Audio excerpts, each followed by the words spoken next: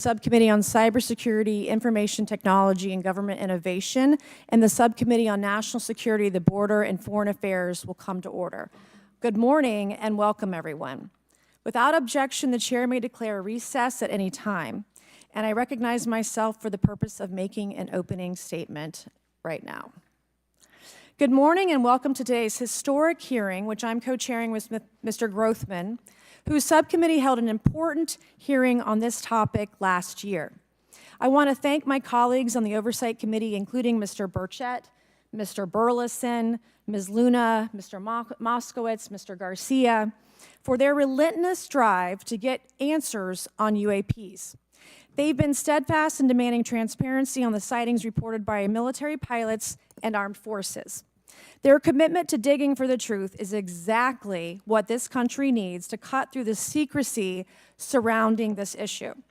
And many high-ranking individuals in the military and intelligence communities believe UAPs demand greater attention, and thus the purpose for this hearing today.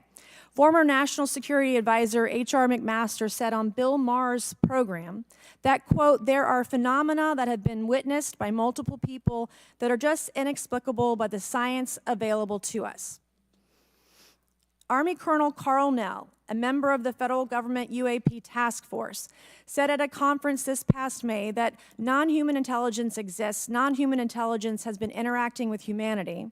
This interaction is not new, and it's been ongoing, and there are unelected people in the government that are aware of that. But UAPs remain a controversial topic. I'm not going to name names, but there are certain individuals who didn't want this hearing to happen because they feared what might be disclosed. But we stood firm. No amount of outside pressure would ever keep me from pursuing a subject to ground, come hell or high water.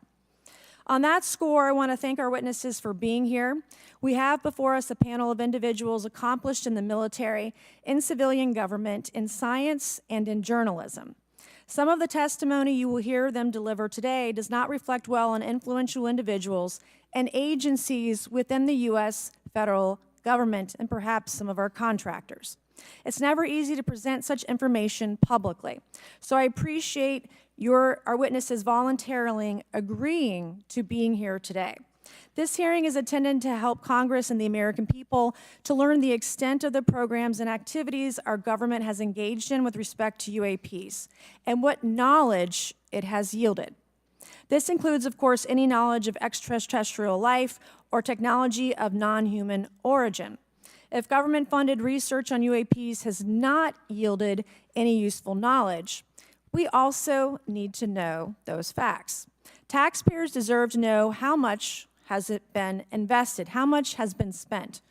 They shouldn't be kept in the dark to spare the Pentagon a little bit of embarrassment. The reality is, despite their enormous taxpayer-funded budgets, the transparency of the Defense Department and the intelligence community have long been abysmal. The Pentagon has failed 6 consecutive audits. In fact, it's never actually passed one. Adding to this is a runaway overclassification of documents and materials, a reluctance to declassify materials when appropriate, and at times an outright refusal to share critical information with Congress. In short, it's not a track record that instills trust.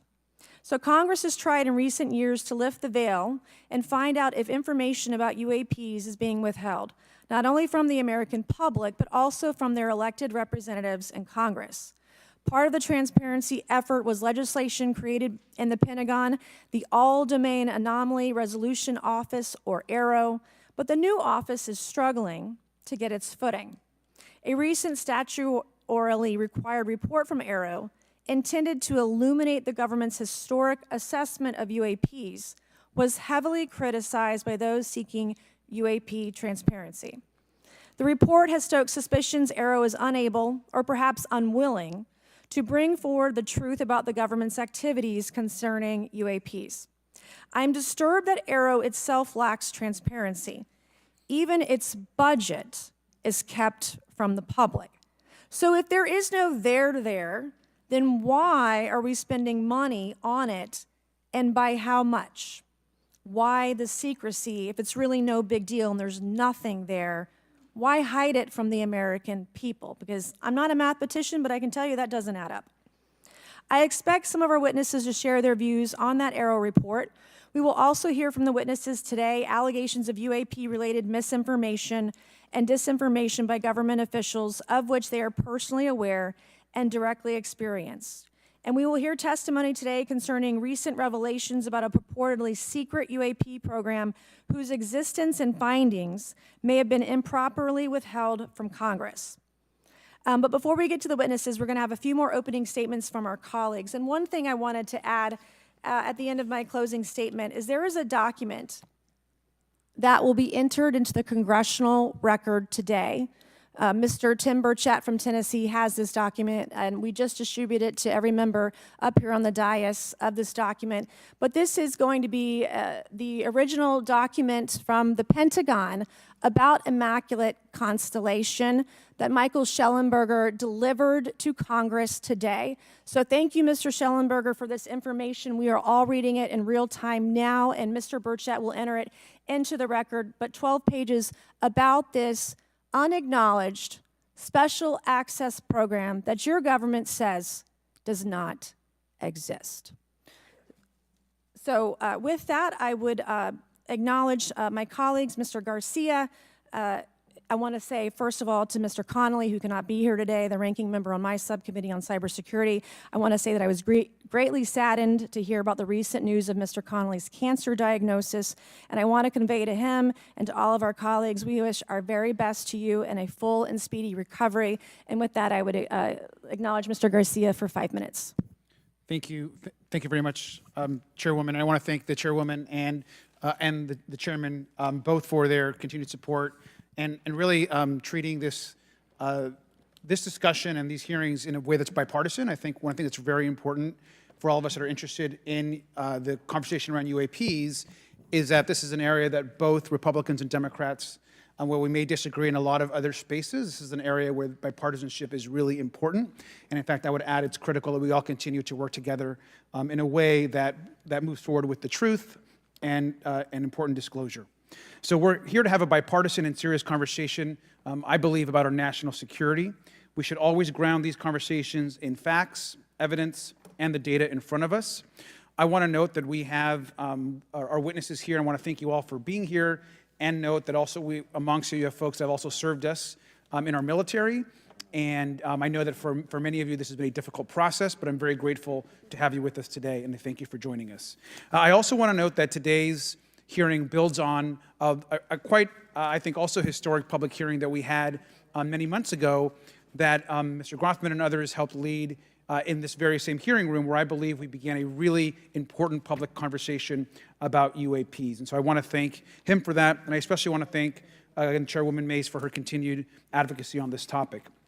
I also want to start with some facts. We know that there are objects or phenomena observed in our airspace, as our witnesses will testify, and also possibly in our oceans.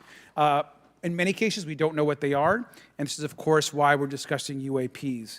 Now, the All-Domain Anomaly Resolution Office, AARO, has reported hundreds of UAPs that remain, quote, uncharacterized and unattributed, and which, quote, appear to have demonstrated unusual flight characteristics or performance capabilities and require further analysis. This is our own AARO office. Now, we shouldn't prejudge what they might be. I'm certainly not going to. We need evidence. But what we are detecting things, and we know that we don't understand them, and this is worth investigating. Now, the American people have legitimate questions, and I believe it's critical that Congress should help address them. This is about the truth and science and facts. Now, transparency and faith in our institutions is vital in a good democracy. Now, I'm proud to say that this hearing will build on that important bipartisan work, and I want to thank everyone for being involved, including members of our committee. Now, in our last hearing in July, we heard testimony that a significant number of pilots of major airlines have witnessed UAPs as well, but have no real confidential way of reporting them to the government. We heard that commercial pilots who encounter UAPs may be hesitant to speak openly due to stigma or fear of retaliation. We also know that AARO has reported that, and I want to quote, that most reports still reflect a bias towards restricted military airspace, a result of reporting from military personnel and sensors present in such areas. And so the lack of ability for civilian pilots raises real safety concerns and limits our ability to understand UAPs. This is a particular piece of this conversation that I am very interested in. Now, our last hearing inspired us to introduce the Safe Airspace for Americans Act, joined by Chairman Grothwin, Chairwoman Mace, and a bipartisan group of co-sponsors. I see some of our leaders from Safe Airspace for Americans Act here, and that would create a safe reporting for UAP process, which we want to continue to do. Now, members of both parties and senior officials in multiple administrations have now taken an interest in this issue. Mainstream media, in many cases, are beginning to take more of an interest in this issue, and we should all be proud to carry that work and build confidence for the American people. I believe we can always be more transparent. To me, this hearing and others are simply about the truth and getting to the facts of what these UAPs actually are. It's very important that we show that Democrats and Republicans in Congress can work together to cut through misinformation and look for a serious and thoughtful way to have the discussion in public. Many of us have also called for additional public hearings to discuss UAPs. This should be a topic that continues on throughout the Congress so that we can gather more information, data, and work with the relevant agencies to gather more information. Finally, I just want to add that those that are here on this dais, many of us have participated also in classified briefings as well, and where we have also gained a lot of important, I think, and interesting information, at least I personally have. And so with that information, we want to continue today's hearing, and I thank all of our witnesses for being here. And with that, I'd like to yield back. Thank you, Mr. Garcia, and I'd now like to recognize Mr. Grothman for a 5-minute introduction. Thank you. Good morning. I'd like to thank our witnesses for being here one more time. This is a topic I've been interested in since 8th grade. I'd like to thank Ms. Mace for working with me on this topic and for making this a joint subcommittee hearing. Last year, the Subcommittee on National Security, the Border and Foreign Affairs held an historic hearing to understand the potential national security risk of unidentified anomalous phenomena, or UAPs. We heard from former Navy Commander David Fravor, who shared firsthand experience with a UAP he engaged while on duty in the Pacific. We learned from David Gresh, a former member of the intelligence community, who revealed the supposed existence of secret government programs hidden from congressional oversight. Additionally, former military pilot Ryan Graves informed us of the limited ways in which the military and commercial pilots can report UAP sightings. Since that last hearings, I've led several briefings with government agencies to deepen my understanding with these issues. First, the Department of Defense Inspector General's Office informed us that the Department of Defense does not have a streamlined process for service members to report UAP activity. Since then, the Joint Chiefs have implemented standards for UAP reporting across the services. The Intelligence Community Inspector General informed us that whistleblowers often fear retaliation for reporting mismanagement of highly sensitive government projects or information. Finally, AARO has expressed to the committee that, like any other federal government agency, it's faced challenges in its establishment, specifically in hiring staff to manage UAP historical records and coordinating with other federal agencies. While these agencies have been helpful to us in understanding the challenges that come from collecting UAP data, none of them have been able to substantiate the claims made at this hearing last year by David Grush. Despite our committee members endlessly questioning these agencies inside and outside of a SCIF, I hope our witnesses today will be able to provide evidence and content that is worthwhile to our pursuits of eliminating government waste and increasing transparency. To help alleviate some of the roadblocks, I'm supportive of measures that were included in last year's National Defense Authorization Act to increase transparency and improve record-keeping measures when it comes to UAPs. But I believe there's still more work to go. I co-led the Safe Airspace for Americans Act with Ranking Member Garcia, which requires the Federal Aviation Administration to develop procedures to collect UAP data from civilian aviators. I look forward to working with members of Congress to see that this legislation and other UAP legislation crosses the finish line. I'm deeply alarmed by the reporting of the massive drone swarm that flew over Langley Air Force Base in Virginia last December. Langley is the home of the 1st Fighter Wing, which maintains half of the F-22s in the U.S. Air Force inventory. Reports of this incident indicate these drones were roughly 20 feet long, flying more than 100 miles an hour at an altitude of over 3,000 feet. yet the origin of these drones and their operators remains a mystery. This incident and other sightings near sensitive military installations highlights the complexity of the UAP challenge facing our intelligence, defense, and homeland security committees. Whether these phenomena are the result of foreign adversaries developing advanced technologies or something else entirely, we must take them seriously, investigate them thoroughly, and assess their implications on national defense. The repeated UAP sightings around sensitive military sites underscores the need for innovative defensive strategies beyond traditional measures. They also highlight the urgent need for updated policies to address emerging threats as well as more effective interagency cooperation and intelligence sharing. However, none of this is going to be possible without transparency. For far too long, critical information about UAPs has been either classified or ignored, leaving the American public and key congressmen without clarity needed to make informed decisions.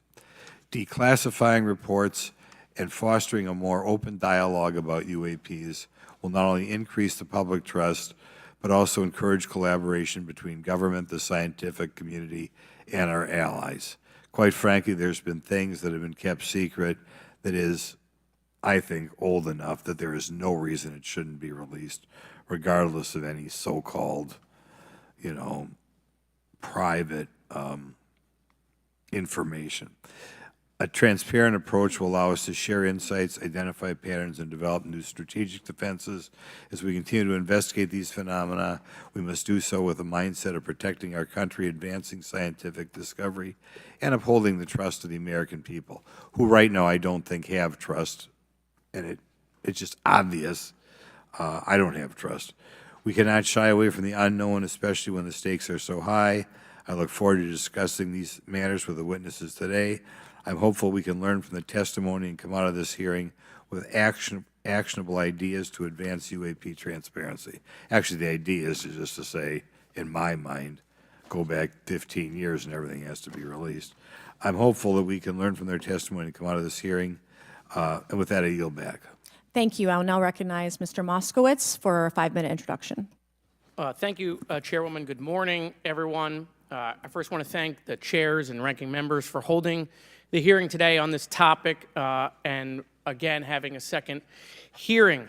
I want to thank the witnesses for coming forward today to share your expertise on UAPs and the need to build trust through transparency. But first, I want to mention, you might be wondering why Chairman Comer has allowed me to be a ranking member today, but it's really only because our dear friend, Jerry Connolly, is not here. As Chairwoman Mace mentioned, he was diagnosed with esophageal cancer, and all of us on this committee know Jerry, and he's a fighter, and we're praying for him and hoping for his speedy recovery. So today's hearing marks this committee's second meeting dedicated to UAP transparency. I was pleased, as I know all of us are, on the bipartisanship that existed in last year's hearing, and even though we can't talk about what happens in the classified settings, the bipartisanship that has existed in those settings with the questions members have asked. Last year's hearing was a great example of open dialogue about UAPs, and we must remain committed to sharing information with the American people.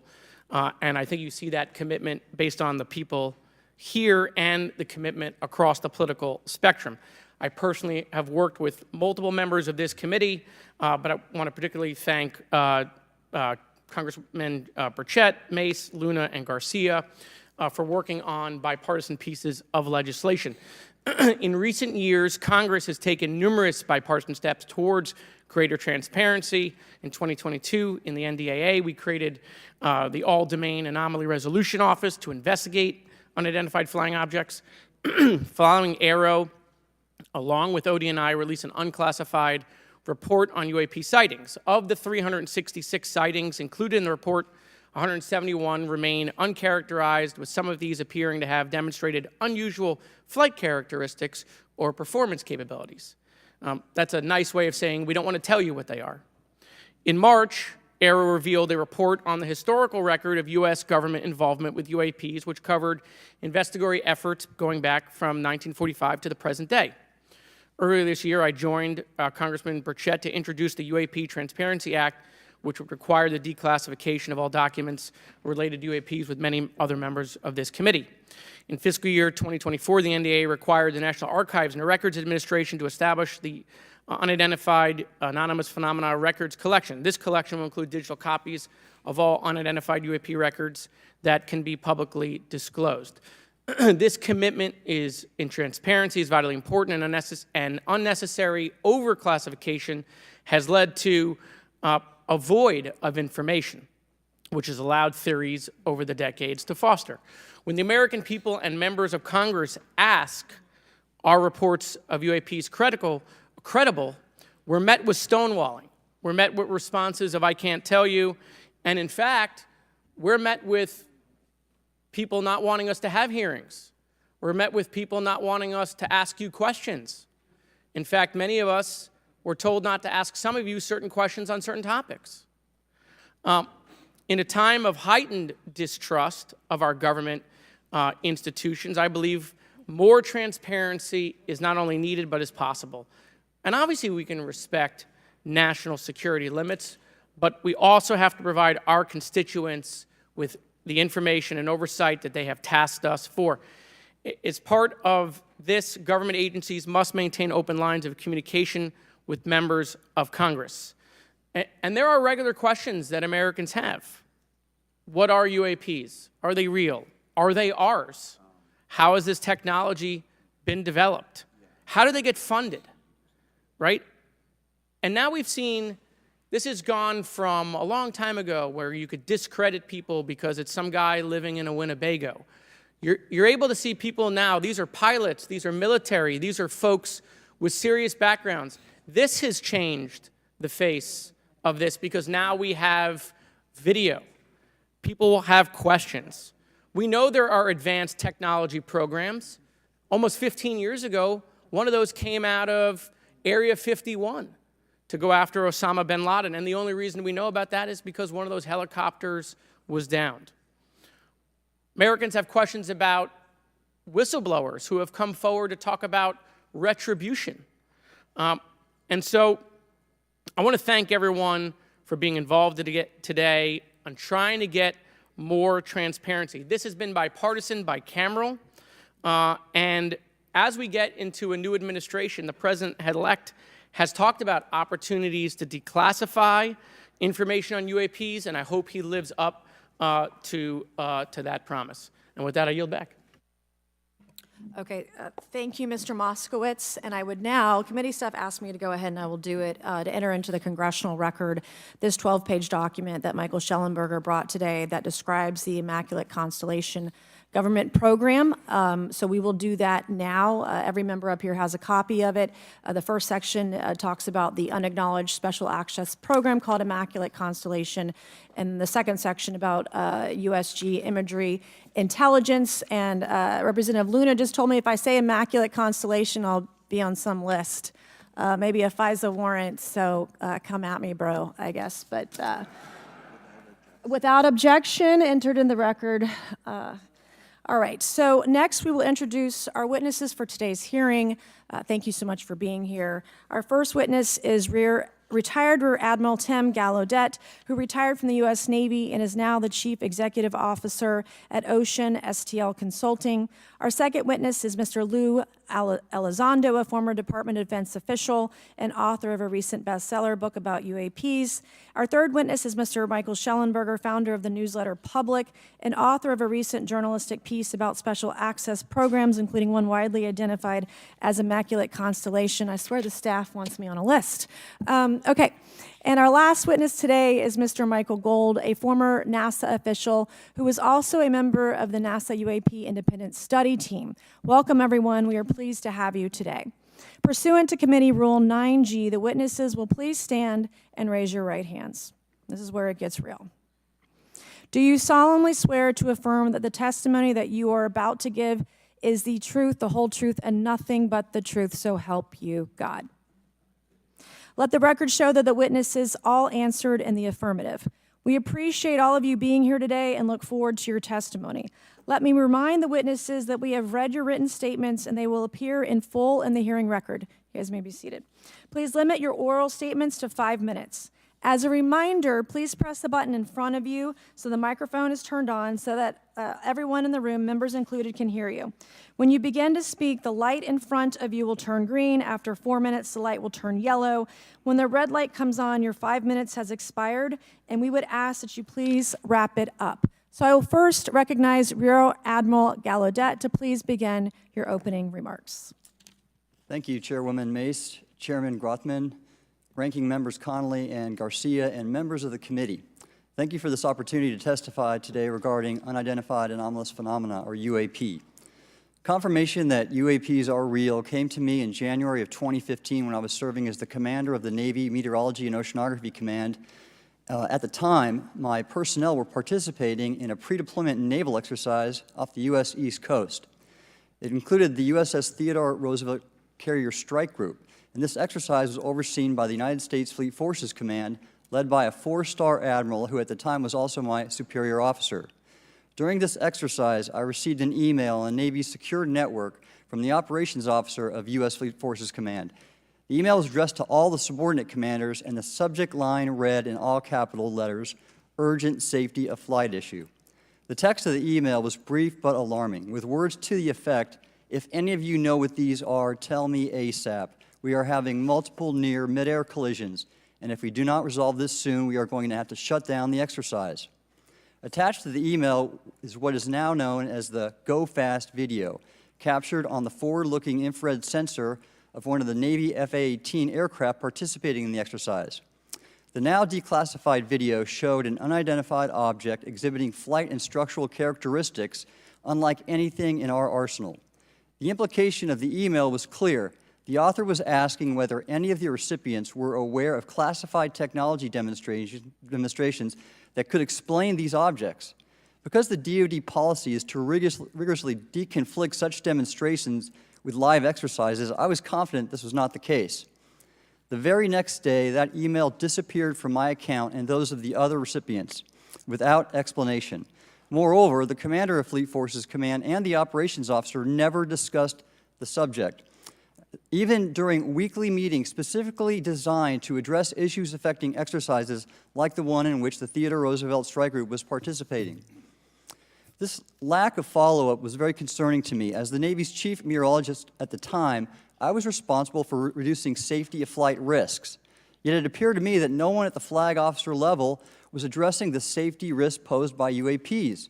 Instead, pilots were left to mitigate these threats on their own without guidance or support. I concluded that the UAP information must have been classified within a special access program managed by an intelligence agency. That is a compartmented program that even senior officials, including myself, were not read into. Last year's UAP hearing before this Oversight Committee confirmed that UAP-related information is being withheld from senior officials and members of Congress. And just this week, I learned from former DoD official Chris Mellon that satellite imagery of UAP from a few years ago still has not been shared with Congress. Equally concerning, last year's UAP hearing also revealed that elements of the government are engaged in a disinformation campaign to include personal attacks designed to discredit UAP whistleblowers. Having never signed a non-disclosure agreement regarding UAPs, and now as a private citizen, I've become an advocate for greater UAP transparency from the government. The continued overclassification surrounding UAPs has not only hindered our ability to effectively address these phenomena, but has also eroded trust in our institutions. While I applaud previous bipartisan legislation passed by Congress concerning UAPs, a more comprehensive approach is needed to address the broader implication of UAP on public safety and national security, as well as the socioeconomic opportunities that open UAP research could unlock. Therefore, I recommend Congress take the following action, which I believe will receive bipartisan support. First, establish robust oversight of the executive branch's management of UAP information by directing key officials, beginning with the director of the DoD's All-Domain Anomaly Resolution Office, to provide comprehensive briefings on what the government knows about UAP and does not know. Two, enact the provisions of the UAP Disclosure Act that establish a UAP Records Review Board to ensure independent oversight, transparency, and accountability in the government's handling of UAP information. And three, strengthen the UAP Disclosure Act and future reauthorizations with provisions that mandate a whole-of-government approach to addressing UAP. In closing, I will share my personal reasons for speaking out on this topic. First, as a former science agency leader, having led the National Oceanic and Atmospheric Administration, I've always sought the truth in human knowledge and thought. Now that we know UAP are interacting with humanity, and these include unidentified submerged objects in the ocean, we should not turn a blind eye, but instead boldly face this new reality and learn from it. Additionally, at a time when leaders in government leave much to be desired, I feel obligated to show moral leadership on this issue of UAP disclosure by validating the credibility of the courageous men and women who have come out as witnesses and whistleblowers to expose the truth. My speaking out has encouraged others to do the same, and it's my hope over time that a number of your constituents will want to know the truth and about UAP, and this number will increase to such an extent that the congressional action I have just recommended will become inevitable. Thank you, and I look forward to your questions. Thank you. I will now recognize Mr. Elizondo for his opening statement. Greetings, Chairwoman Mace, Chairman Grothman, Ranking Members Connolly and Garcia, and members of the committee. It is my honor and privilege to testify before you on the issue of unidentified anomalous phenomenon, formerly known as UFOs. On behalf of our brave men and women in uniform and across the intelligence community, as well as my fellow Americans who have awaited this day, thank you for your leadership on this important matter. Let me be clear, UAP are real. Advanced technologies not made by our government or any other government are monitoring sensitive military installations around the globe. Furthermore, the U.S. is in possession of UAP technologies, as are some of our adversaries. I believe we are in the midst of a multi-decade secretive arms race, one funded by misallocated taxpayer dollars and hidden from our elected representatives and oversight bodies. For many years, I was entrusted with protecting some of our nation's most sensitive programs. In my last position, I managed a special access program on behalf of the White House and the National Security Council. As such, I appreciate the need to protect certain sensitive intelligence and military information. I consider my oath to protect secrets as sacred, and I will always put the safety of the American people first. With that said, I also understand the consequences of excessive secrecy and stovepiping. Nowhere was this more apparent than in the aftermath of 9/11, which many of us remember all too well.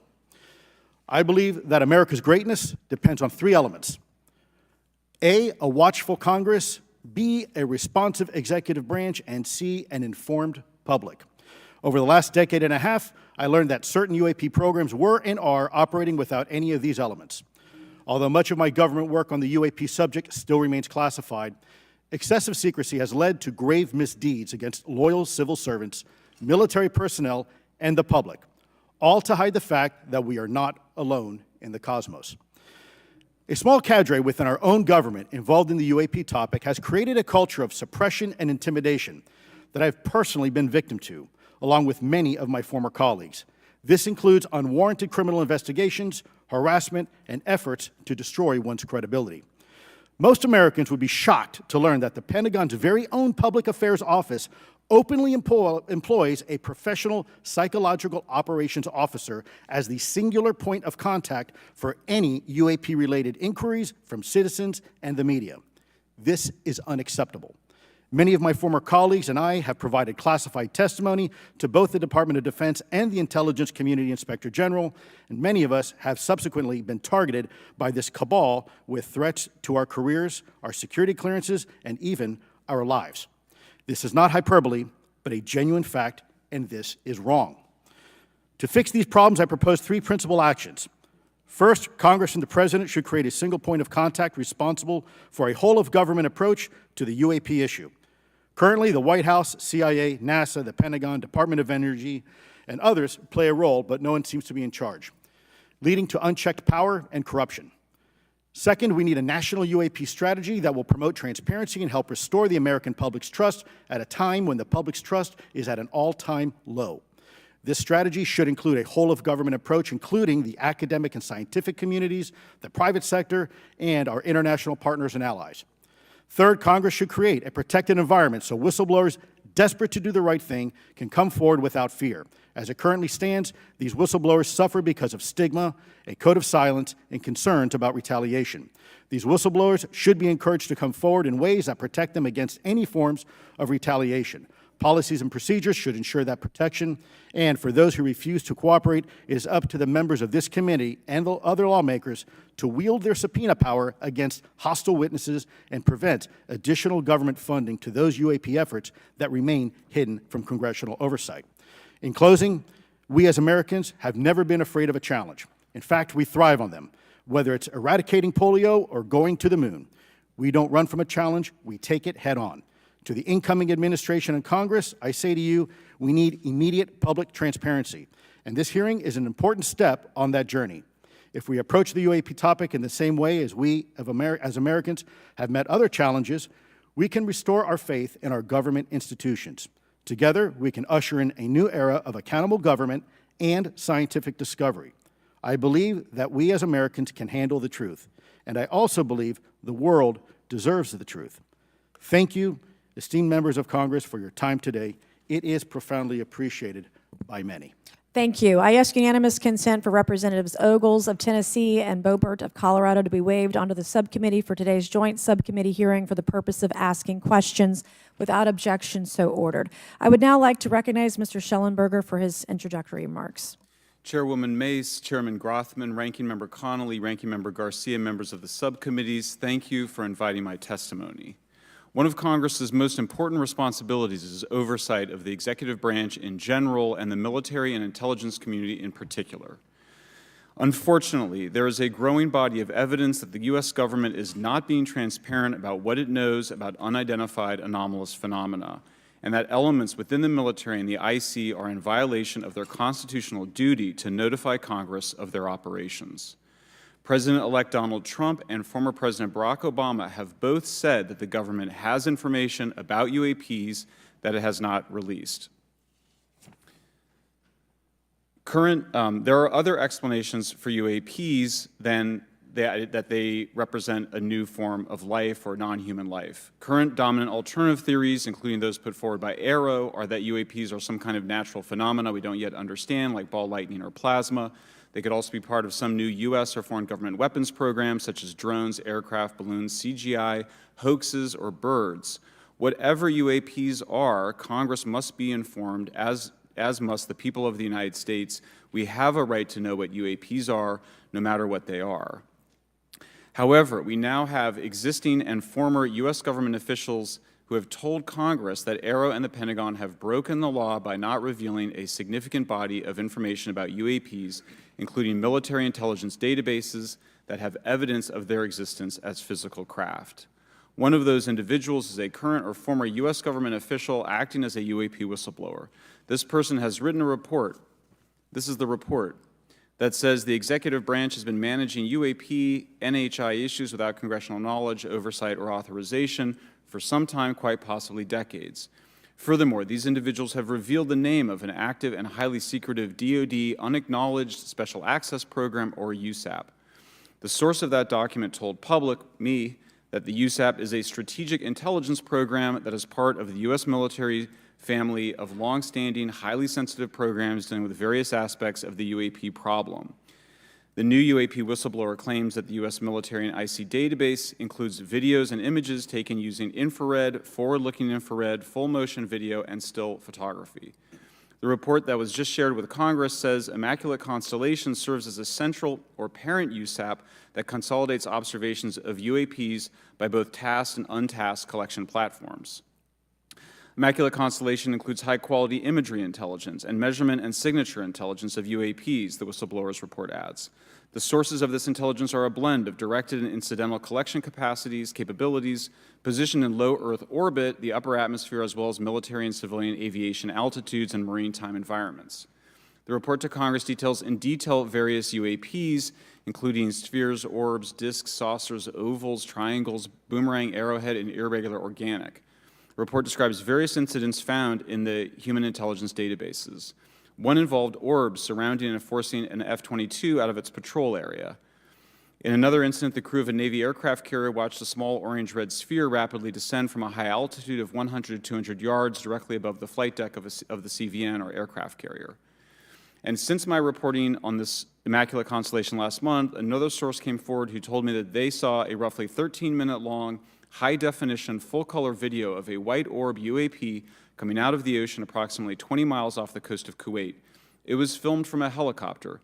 Then halfway through the video, the person said the orb is joined by another orb that briefly comes into the frame from the left before rapidly moving again out of the frame. The person discovered the video on SIPR, the Secure Internet Protocol Router Network, which the DoD uses to transmit classified information. A leading UAP researcher who utilizes the Freedom of Information Act to find out what the government knows, John Greenwald, told me last year that the U.S. government had been increasingly denying his requests for UAP information. He has been doing FOIA requests for 27 years and has an archive of 3 million pages. The government has for decades denied any interest in UFOs, he told me, but the documents that he has assembled show that behind the scenes it was a completely different story. Contrary to the hopes of many advocates of transparency, the government has been restricting more information since the leak of 3 UAP videos in 2017. The DoD organization AARO has been labeling many documents with a B7 exemption, which Greenwald says does not make any sense. They're stating that anything AARO does is involved in law enforcement investigation, which allows AARO to not release it. Greenwald says that the DoD has denied the existence of a UAP and ATIP-related records on multiple occasions, only to acknowledge them after an appeal was filed. He added that the Naval Air Systems Command in March 2022 stated they found no additional UAP videos. It seemed strange that they had 3 and only those 3, but other requests had been filed by the Black Vault, that's John Greenwald's group, to seek out more places UAPs might be hiding.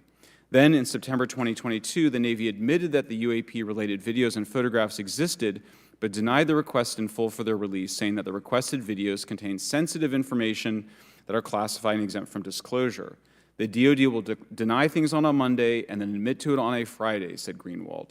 He said the government can and does release videos that protect secret methods of capturing it. They fall back on the sensitive platform excuse a lot, he said.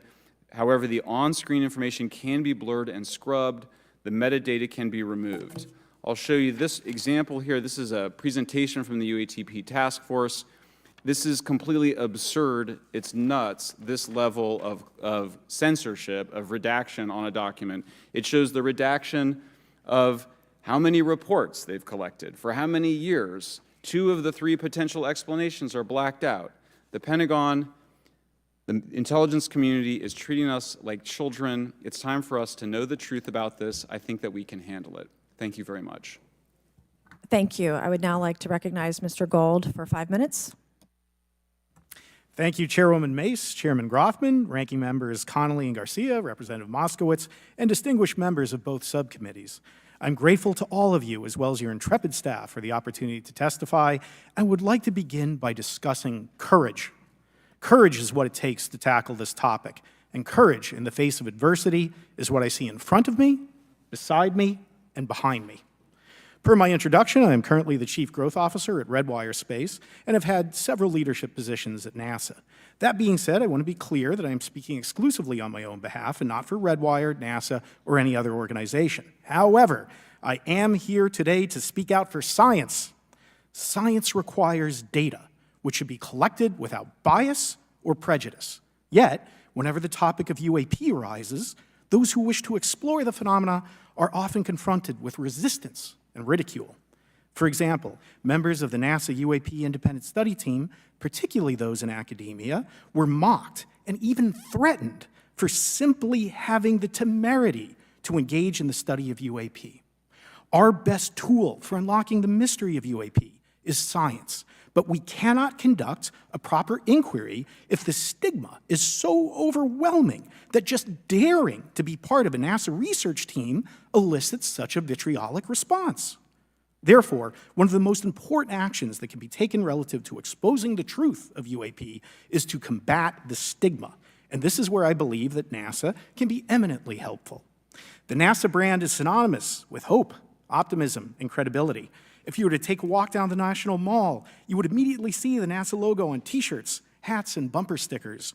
Few federal agencies enjoy this kind of popularity.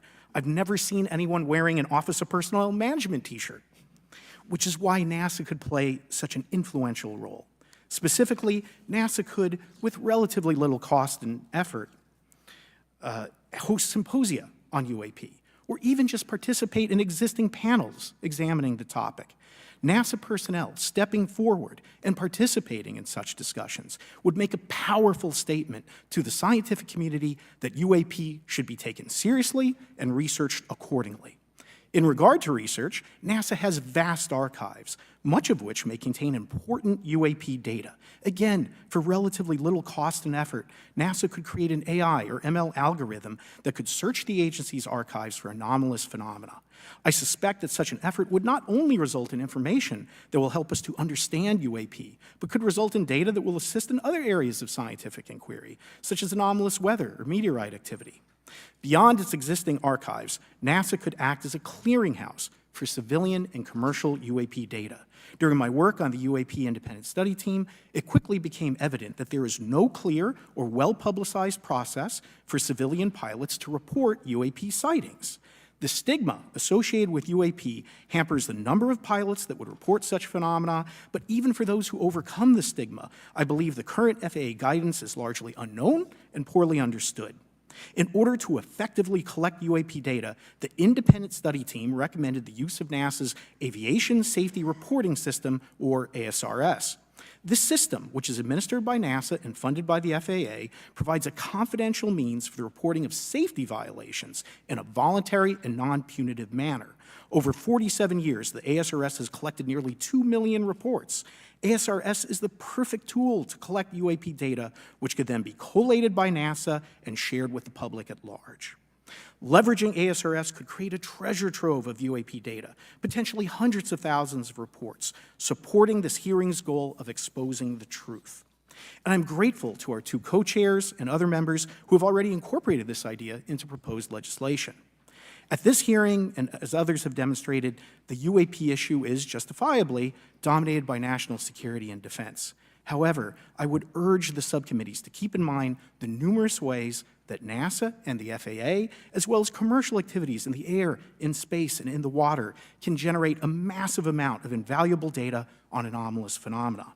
I cannot help but be excited by the potential for such an endeavor, since scientific discovery is driven by anomalies. It's the existence and study of anomalies that led to the theory of relativity, quantum mechanics, and nearly all of humanity's scientific breakthroughs.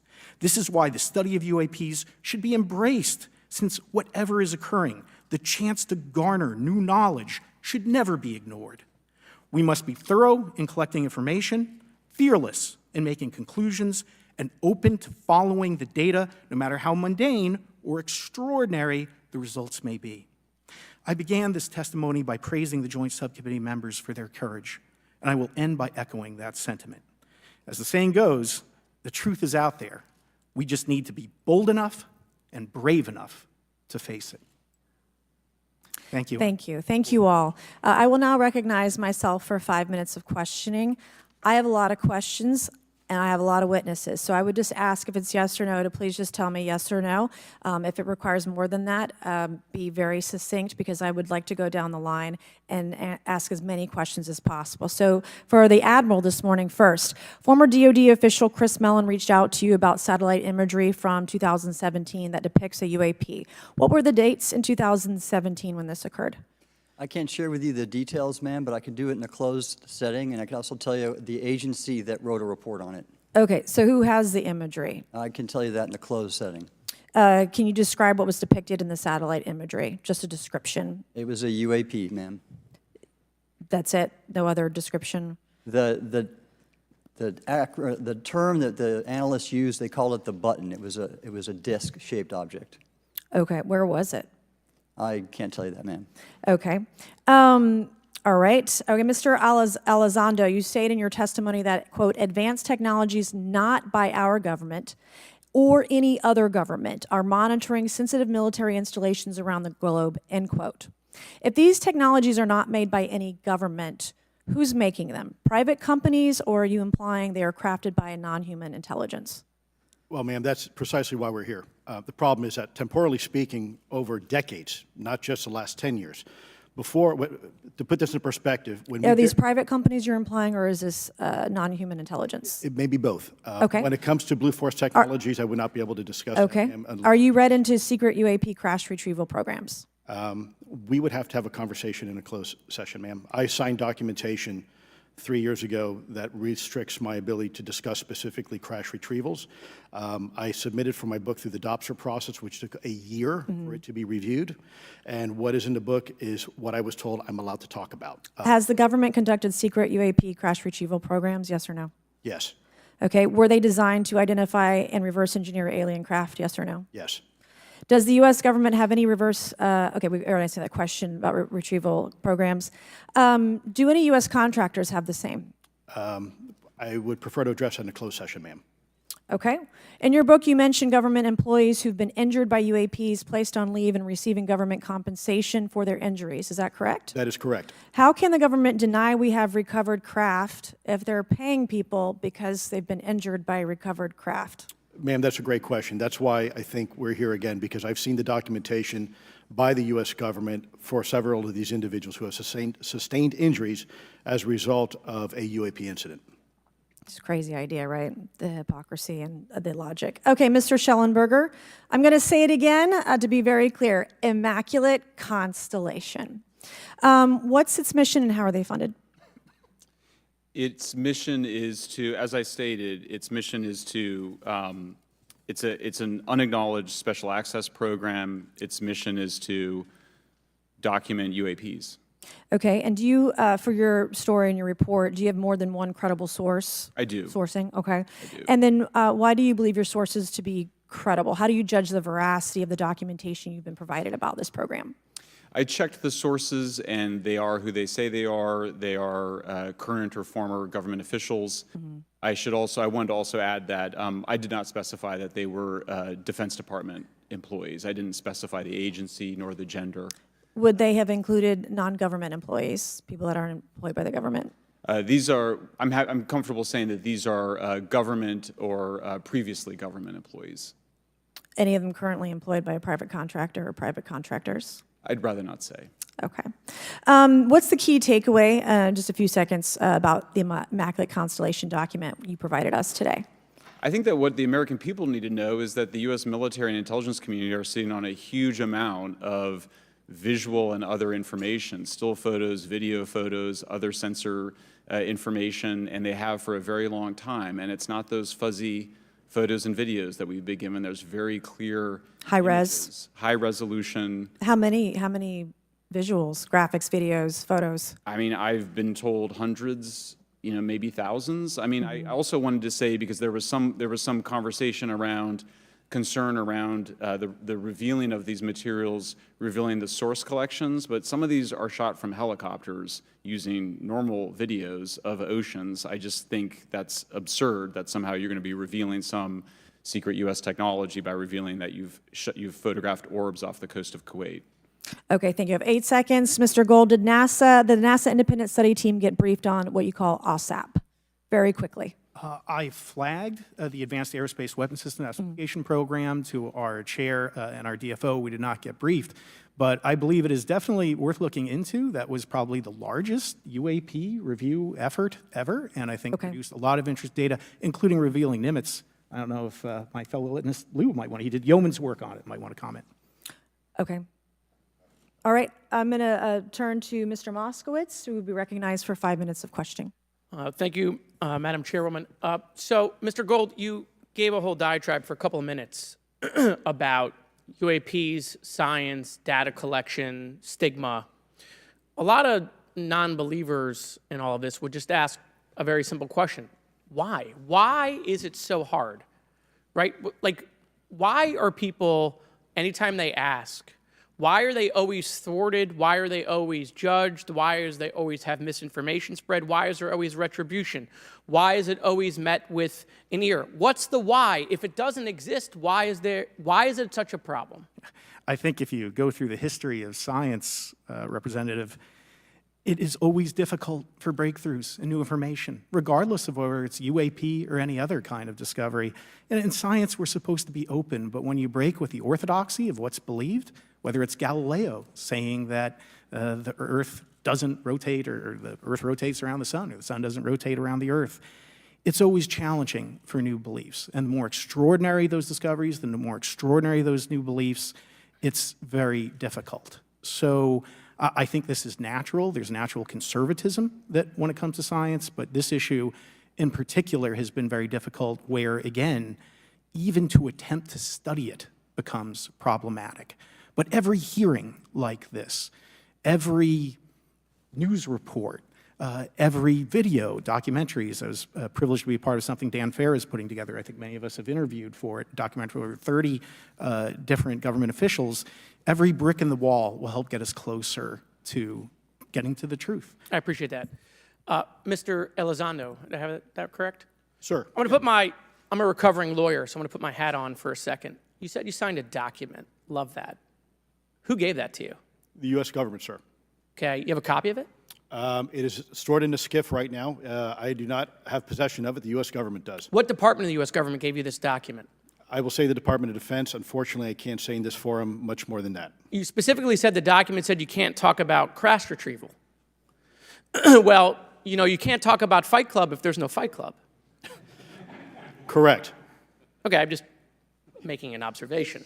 Yes, sir. So that document that you signed, that you said exists, specifically said you can't talk about crash retrieval. Correct, sir. It was a limitation on what because already I'd been speaking publicly about the topic, and so the document said you can continue saying X, Y, Z, but you cannot discuss the topic When you of crash give retrievals. me the atmosphere of signing this document. You're in a room by yourself, I'm in a SCIF with a security officer, sir. just one-on-one. Anybody else? There may have been an assistant as well. It was in a SCIF within a Department of Defense facility. Give me your background real quick.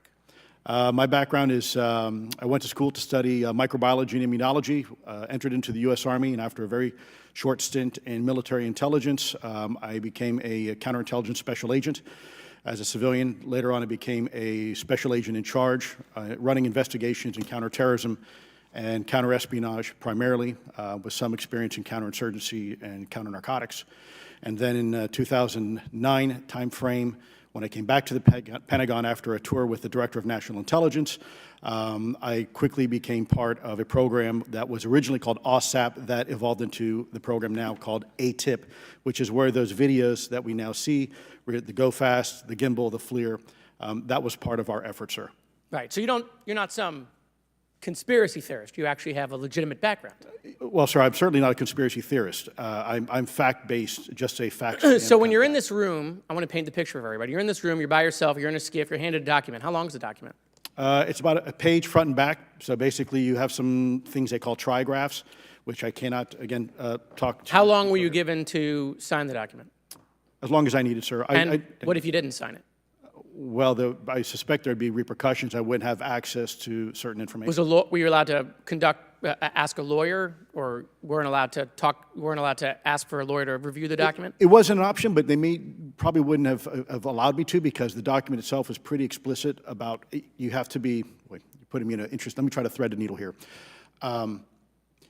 There are certain documents that we have in the U.S. government that allow people to have access to certain programs, whether it's a special, and I'm going to be very generic here, whether it's a special access program or a controlled access program, SAP, CAP, whatnot. How many people have to sign that document? It depends how many people are going to get access to the information, sir.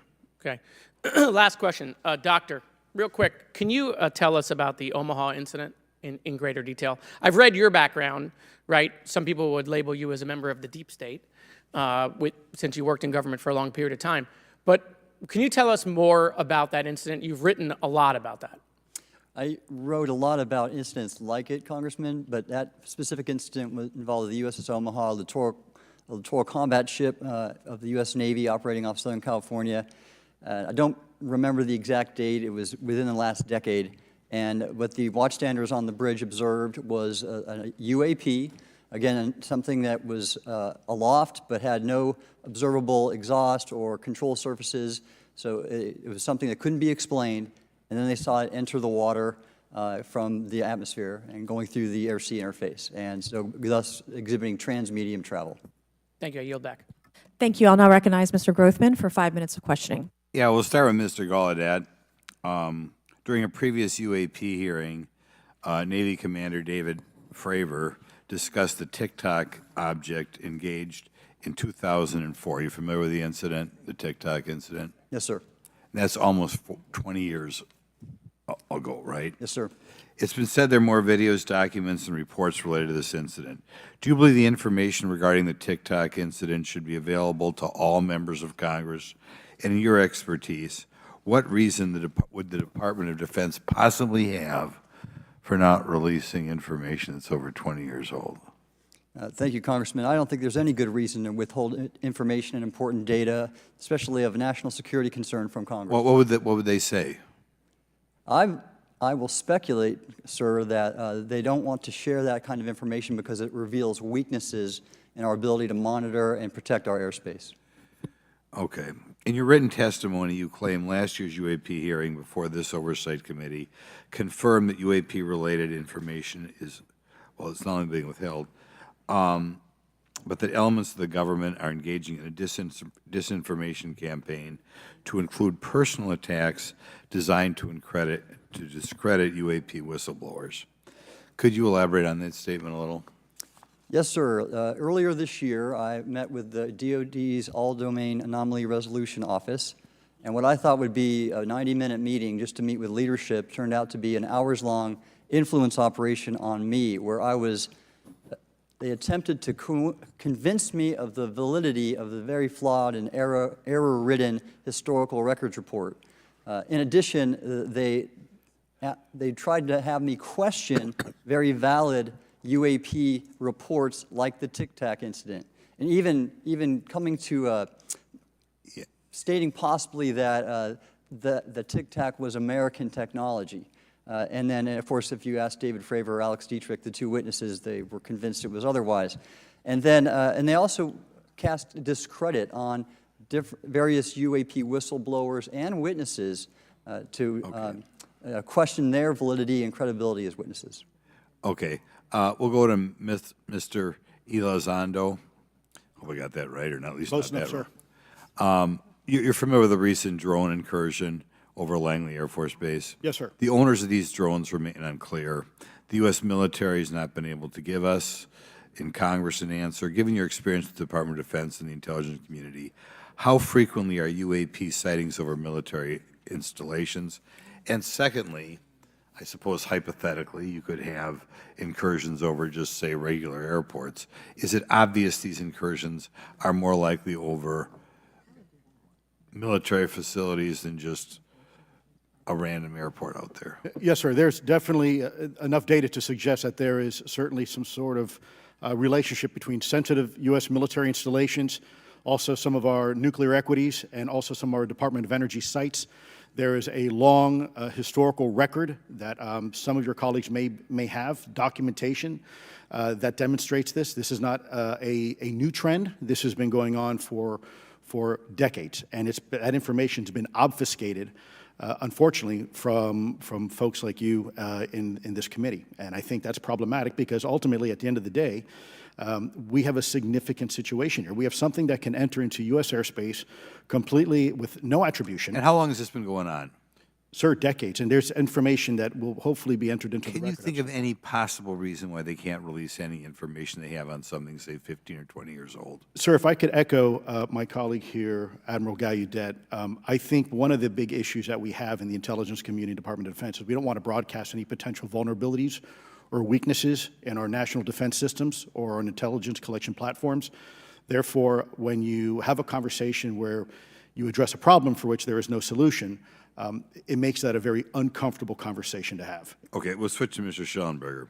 The primary reason you're here today is because you published an article on the news publication that you own called Public, right? Alleging that a new unnamed government whistleblower has come forward asserting that a highly classified program exists dedicated to recovery and reverse engineering of UAP technologies. Can you give us what specific evidence you have or that your source provided you to substantiate the claims about the existence of the Immaculate Constellation program? Well, you have the report in front of you now, so you can see it for yourself. I checked the report, and I did not find it based on existing cases. It was new cases for me. I hadn't found anybody. So that answered for me that it was not obviously circular reporting, which is one of the big concerns in this space. I also had the name of the program confirmed by more than one additional source. So yeah, and then of course, I checked to make sure that the source was who they claimed to be. Okay. I should also say that when I said before it was this database, it is a much broader program than that. It also includes human intelligence, and then, as you mentioned, the retrieval and the reversal. Any knowledge of what country these things originated in? No, I have no idea. Okay. Okay, I will now recognize Mr. Burchett for 5 minutes of questions. Thank you, Chair Lady. I request unanimous consent to enter into the record documents provided to us regarding legacy UAP programs and psychological operations. Lou Elizondo. So ordered. I also want to thank my buddy Jeremy Corbell for providing us documents and access to some whistleblowers. Mr. Elizondo, what is your last position with the federal government? Sir, I was the Director of National Programs Special Management Staff managing a White House Special Access Program on behalf of the National Security Council. How would you characterize UAPs? An enigma, sir, and a frustration. We're talking about technologies that can outperform anything we have in our inventory. And if this was an adversarial technology, this would be an intelligence failure eclipsing that of 9/11 by an order of magnitude. Are there classified Department of Defense materials related to UAPs that you believe could be safely disclosed to the public without compromising national security? Yes, sir, I do. I would never, ever try to endorse providing some sort of information that could compromise what we call a blue force technology or capability. But I do believe there's a lot of information regarding this topic, and I've been very vocal about it, that should be shared not only with the public, but most importantly, with members of Congress. Are you familiar with my friend David Grush? Absolutely, sir. I had the privilege and honor of working with him myself several years ago at U.S. Space Force. Last year, as you know, he testified that the U.S. has run a multi-decade UAP crash retrieval and reverse engineering program. Would you agree with that? Yes, sir. Are there UAP programs operating without proper congressional oversight? 100%. What are they? Unfortunately, sir, I would have to have that conversation in a closed session. I know you said that, and a lot of people are frustrated with those kind of answers, but we're asking those kind of questions so you all know what the heck we're up against. You also mentioned in your opening statement that the Pentagon's Public Affairs Office employs a psychological operations officer as the singular point of contact for UAP-related inquiries. Why the heck would they do that? Sir, that's a great question. I would ask the Pentagon. There's a long history here of that individual providing misleading and false information to the public through various news outlets and media outlets in order to discredit this topic. I've personally been victim to it. We have the documentation to substantiate where this information has been absolutely inaccurate, that has been provided time and time again, and it turns out that that individual was also working with former leadership of Arrow at the time as well. And we punish them by giving them multi-million dollars more than they ask for every year. Admiral Gallaudet, you mentioned in your opening statement on an email you received from the operations officer of the Fleet Forces Command regarding unknown objects almost colliding with U.S. military planes. Did anyone respond with knowledge of what the objects were? I received no response, sir. Did the exercise get canceled? The exercise did not get canceled. Why do you think the commander of Fleet Forces operations officer never discussed the incident again?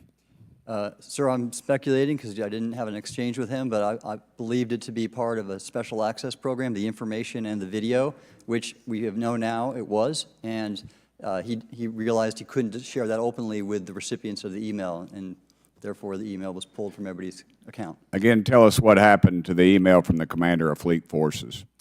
The day after I received it, and all the other recipients received it, which were all the subordinate commanders of U.S. Fleet Forces, so 1- and 2-star admirals, including strike group commanders, the email was wiped or deleted from our accounts, Okay. and then no one talked about it. All right. Have you specifically had any experience with submersible objects? Sir, I've no personal experience, but I've had witnesses on submarines come to me and say they've seen on sonar data. Correct. Okay. Yeah, how USOs. How would you characterize those, and how do they move? The one instance that was revealed to me was in the 80s on a nuclear-powered submarine, a ballistic missile submarine, that the object exhibited the characteristics of a Russian torpedo in terms of its speed of movement and closing rate with the submarine, and then it slowed and followed the submarine slowly in its wake for a period of minutes and then rapidly exited the scene. And nothing that we know of and technology-wise could replicate that. And the speed of these objects was faster than anything that we have or anybody else has that would be manned. Is that correct? It was on the order Underwater. of a torpedo. So Yes, sir. Yes, sir. But as it exited, it did. Well, I don't exactly know how fast a torpedo is, but I expect it does better than my old outboard Scott Atwater, so I'll take that as a yes. Yes, sir. Okay. Have you experienced any experience with the All-Domain Anomaly Resolution Office, ARROW? Yes, Congressman, as I mentioned previously, I have met with them. Okay. You heard Mr. Elizondo describe psychological operations for those contacting the Department of Defense about UAPs. You mentioned a similar influence operation by ARROW. Why are federal agencies invested in running information operations about UAPs if they do not exist? Yes, sir. But I'll make a statement on ARROW's behalf. They have new leadership. The office has reached out to me to meet again, and I take that as a good faith effort, and we'll see where that goes. Thank you, Chair Lady. I've run over. Thank you. Thank you, Mr. Tennessee. I would now like to recognize Mr. Higgins. You're the king of Tennessee. Mr. Higgins, you're recognized for 5 minutes of questions. Thank you, Madam Chair. Mr. Elizondo, Mr. Schellenberger notes in the report that we've been given for this hearing. I believe, Mr. Schellenberger, let me shift you with the author of this report. I'm sorry, sir, I'm not the author of... Mr. Schellenberger, were you the author of this report? No, I was no not. name on it. No, Do you know the author? I do. You do. And how would you estimate that madam or gentleman, the author? The person is a current or former U.S. government employee. And it states here that this is the public version of the author's report. Yes. So where might one find the non-public version of the author's report? I don't know the answer to that. Would that be with the Department of Defense? I don't know. But you do know the author. I do. You know what the author's sources were? The author's sources are described in the report. These databases, the Immaculate Constellation. Right, but you expressed some confidence in the sources I would. earlier in I do. testimony. You expressed confidence. So do you know those sources? I do. Are they within the Department of Defense? I can't say. You can't say or you won't say? I won't say. Okay, why not? Because I protect my sources, and I think the reason. But you're not naming them. It's a big department, but many of us on my side of the aisle would say it's far too big. So you're talking about the Department of Defense, sources from within the Department of Defense?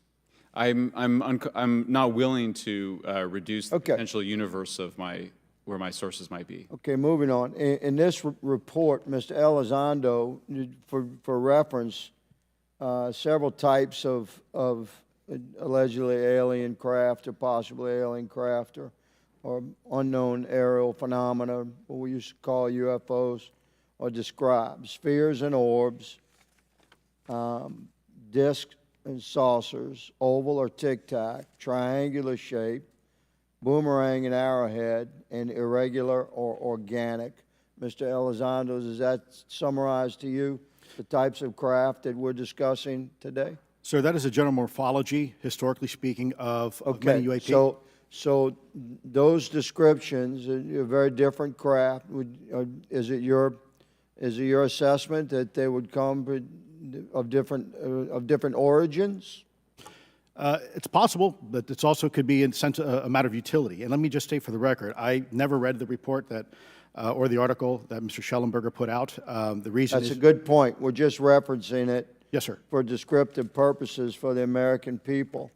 Mr. Schellenberger, in this report, it's striking to me that regarding the descriptions of experiences with these various craft, several of them include biological effects and several do not. Are you familiar with what I'm talking about? Yes.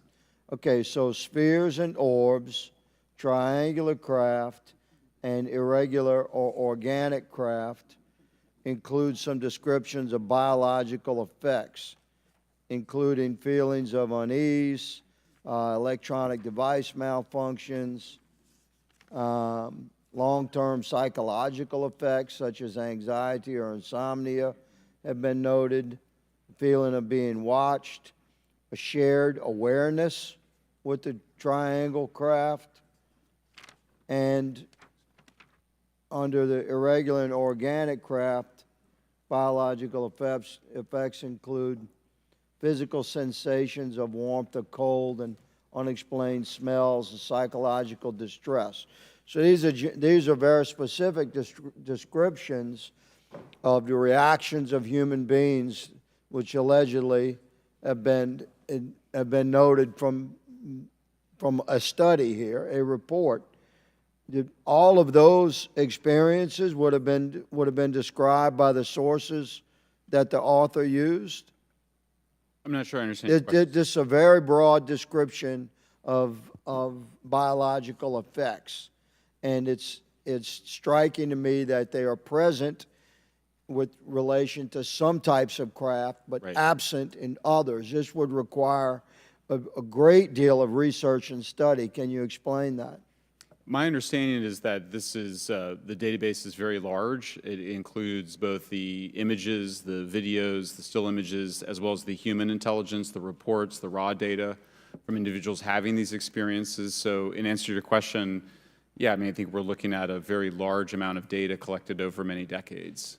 And that data is held by the Department of Defense? Well, I will say that after I published, I was told that this program, that the USAP was actually managed by the Department of Defense, but held at the White House. Roger But that. that's a single source, and I don't have multiple sources to verify that. Thank you, sir. I did my best to trick an answer out of you, but I was partially successful. Madam Chair, I yield. Thank you. I now recognize Mr. Frost for 5 minutes of questions. Thank you, Madam Chair. In addition to serving on this committee, the Oversight Committee, I also serve on the Science, Space, and Technology Committee, where we often discuss how essential data and evidence are used in science and used at departments such as NASA. During a hearing, NASA Administrator Nelson affirmed the importance of NASA in helping us to understand UAP. Mr. Gold, if the government doesn't have the data it needs on UAP because, say, someone who saw something is concerned about stigma, public backlash, et cetera, or maybe there's just not good systems in place, how are we supposed to ultimately figure out what's going on? Yeah, thank you for the question. And let me compliment Administrator Nelson that there wouldn't have been a UAP independent study team if it wasn't for his leadership and courage. We're talking about data and where we can get data from. As I described, NASA has whole archives of data, much of which I believe will likely have information that will help inform UAP. We need only look. And again, in an era with AI and ML, we can relatively quickly and easily go through it. So I think it's something that we should encourage NASA to do. However, per Chairman Grothman's comment about UAP focusing on national security sites, I believe there's something, sir, that you may have heard of called sensor bias. That because we've got more cameras, more monitoring of national security, we don't know how extensive UAP activity may be over civilian areas. And this is to the second part of your question where we're not collecting the data. We're not collecting sufficient data from pilots. We're not collecting sufficient data from civilian and commercial activities. And this is, again, where ASRS, I think, could substantially change that, get the data out there, and allow us to do good science. Yeah. Thank you. I mean, on the data, you know, I'm a really big proponent of transparency. But obviously, there's always a little bit of balance that we have to have in government on transparency as well. I mean, last year, NASA appointed a director of UAP research in response to the recommendation by the independent study team.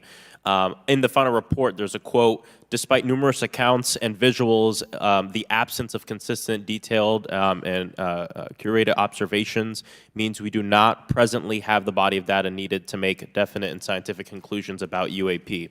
Can you just talk really quickly about that balance of security and transparency? So I can say, having served at NASA, it is the most transparent organization I've ever been in. When we would have conversations of executive leadership, things would leak out almost instantly. So I can assure you, intentionally or not, NASA's very transparent.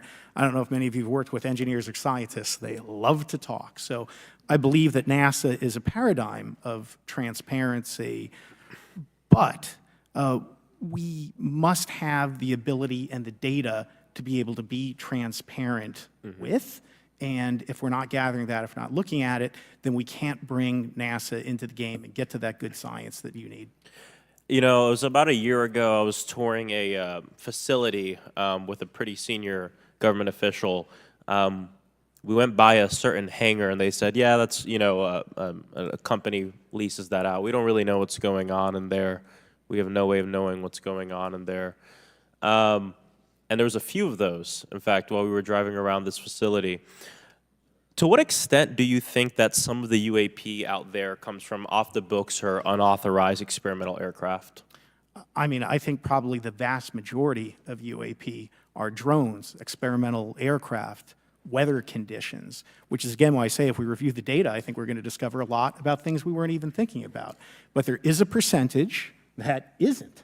And looking into those anomalies is how discoveries will be made. And relative to science, Congressman, if I can say, when NASA studies black holes, when NASA studies galaxies, we have instruments that are tailored to do so.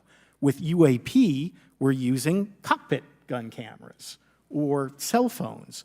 We could never do good science with that. And let me tell you, the NASA budget is under pressure. We need to make sure that the Artemis program is funded fully. We need to beat China to the moon and maintain our presence in low Earth orbit. So NASA would need more money to do this, but I think tailored instruments that would look at UAP in the same way that we have tailored instruments to look at astronomical data is important to gathering valuable and uniform information. If we were studying black holes by using fighter cockpit cameras, we probably wouldn't know that much about black holes. 100%.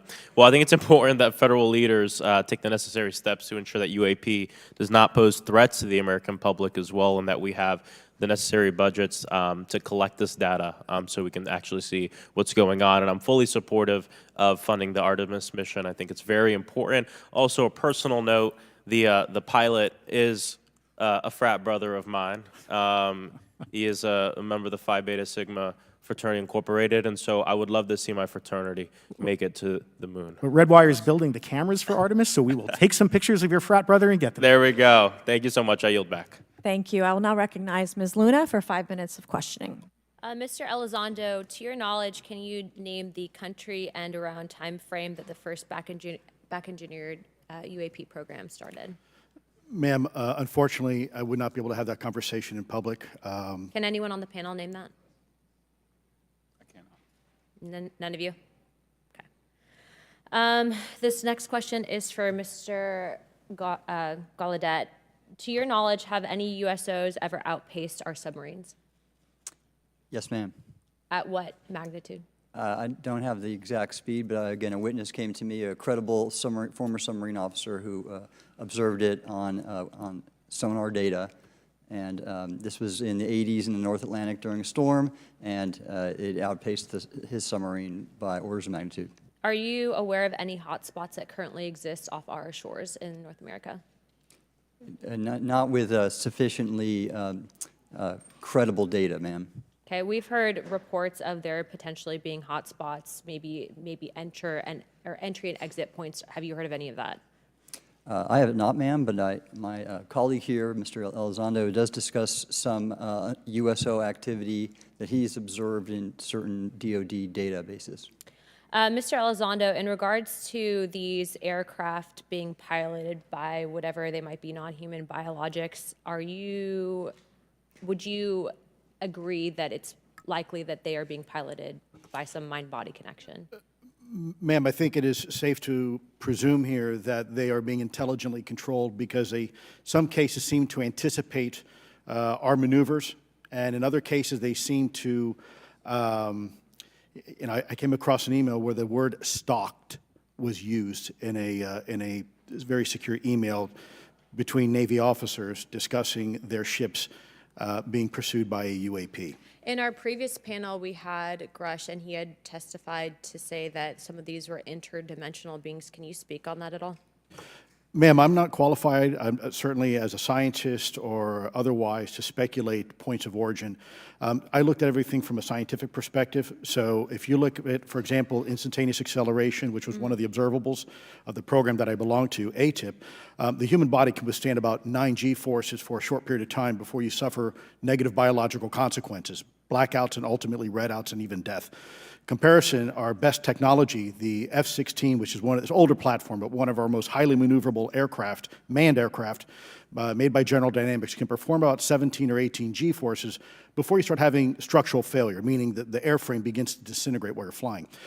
The vehicles we're talking about are performing in excess of 1,000, 2,000, 3,000 Gs. So are you, I guess, would it be safe to infer that they're living craft? You know, I'm not prepared at this point to state for the record is something alive or not, because even that definition is hard. There was a time in science we thought that life required oxygen, and we now know that's not true. There are anaerobic bacteria that thrive in oxygen environments that lack oxygen. And also the same with photosynthesis. When I was in college, I was told everything is derived from photosynthesis as a form of energy. In reality, that's not true. There are things that live off of chemosynthesis. So we're constantly having to reevaluate our understanding of what the definition of life is. Do any of you ever come across reports from people that claim to have firsthand experiences with these entities, whatever they might be, or these aircraft, and then as a result, whether or not they're religious, find that these things will automatically disappear? Anyone, and this is open to any of you on the panel, so just real quick because I'm running out of time. Lou? Ma'am, I've always been a nuts and bolts kind of guy. When I was at ATIP, I was focusing more on the performance characteristics and less on the potential occupants. Okay, the reason I ask is because it seems like, just based on our conversations, that we've had people that say that there are good and bad of whatever these things are. And so my concern from a national security perspective is A, that true? B, are you guys hearing the reports of that? And C, I think moving forward in regards to technology, Mr. Gold, if you can answer this real quickly, some of these aircraft, it seems that they are operating off of energy that we don't currently have. But just yes or no, in your opinion, if we were able to obtain that, would that impact humanity for the better or negative? Would certainly save us some money on funding on Artemis. Definitely. And this is a national security issue, that if there is such technology out there, we're not the only country that might have access to it. We don't want to be on the wrong end of technological surprise. Okay, thank you guys for your time. All right, thank you. I will now recognize Mr. Garcia for 5 minutes. Thank you, and I apologize for stepping out. My governor is here upstairs, so I'm trying to get in between meetings, so apologize for that. I want to just start by just asking everyone on the panel or witnesses, and I had a chance to read all the testimony before, but just to set the agenda, just if we can go down real briefly, do you believe, just for the record, that the federal government, any part of the federal government, is knowingly concealing evidence about UAPs from the public? Yes, sir. 100%. Yes. Yes. Thank you. I also want to just go down the line. I know many of you have already said this, but I just, for the record again, just briefly, what do you believe UAPs could be or are? Strong evidence that they are non-human, higher intelligence. I echo my colleague's comment, sir. Genuinely do not know. Don't know, but we must find out. Okay, thank you. I appreciate those answers, gentlemen. I think this is obviously another remarkable hearing with just really important information, so I thank all of you for answering the questions. Admiral, I just want to go back to one thing. Now, last year, our subcommittee heard from 2 retired Navy pilots, Lieutenant Ryan Graves and Commander David Fravor, regarding UAPs. Actually, I think Ryan is here in the audience and been a great person to get to know and to have conversations with. He, of course, has been involved in the Safe Airspace for Americans Act with Chairman Graves, with Chairwoman Mace for UAP reporting by civilian aviation personnel. Can you discuss briefly why it's important for civilian pilots to be able to report UAPs and why these legal protections are critical for our national security? Yes, Congressman, thank you. And I did invite Ryan Graves is my guest, as I'm on his advisory board for the Americans for Safe Aerospace, and the legislation that you supported and introduced, I fully support as well. And I think it's important that more civilian pilots, commercial pilots, report so we can better understand and learn and do research on UAP, as well as remove the stigma so more citizens report on what they observe. And also, it'll only contribute to aviation safety when we have a better understanding of where these UAP are, how they operate, and at what frequency and what capability level. So it's important for aviation safety, and it'll be important for moving science and research forward. Thank you, sir. And I just want to reiterate to my colleagues, I mean, this is a very bipartisan piece of legislation, and we just got to continue to get this through the Congress, and it's incredibly important that civilian pilots have the opportunity to safely report the UAPs that they are seeing or encountering in the air. And I can't express how critical this piece of what I believe is a larger collection of evidence and facts actually happen. We've been approached by pilots. I've talked to folks that have been engaged with our office and others, and there is still enormous stigma.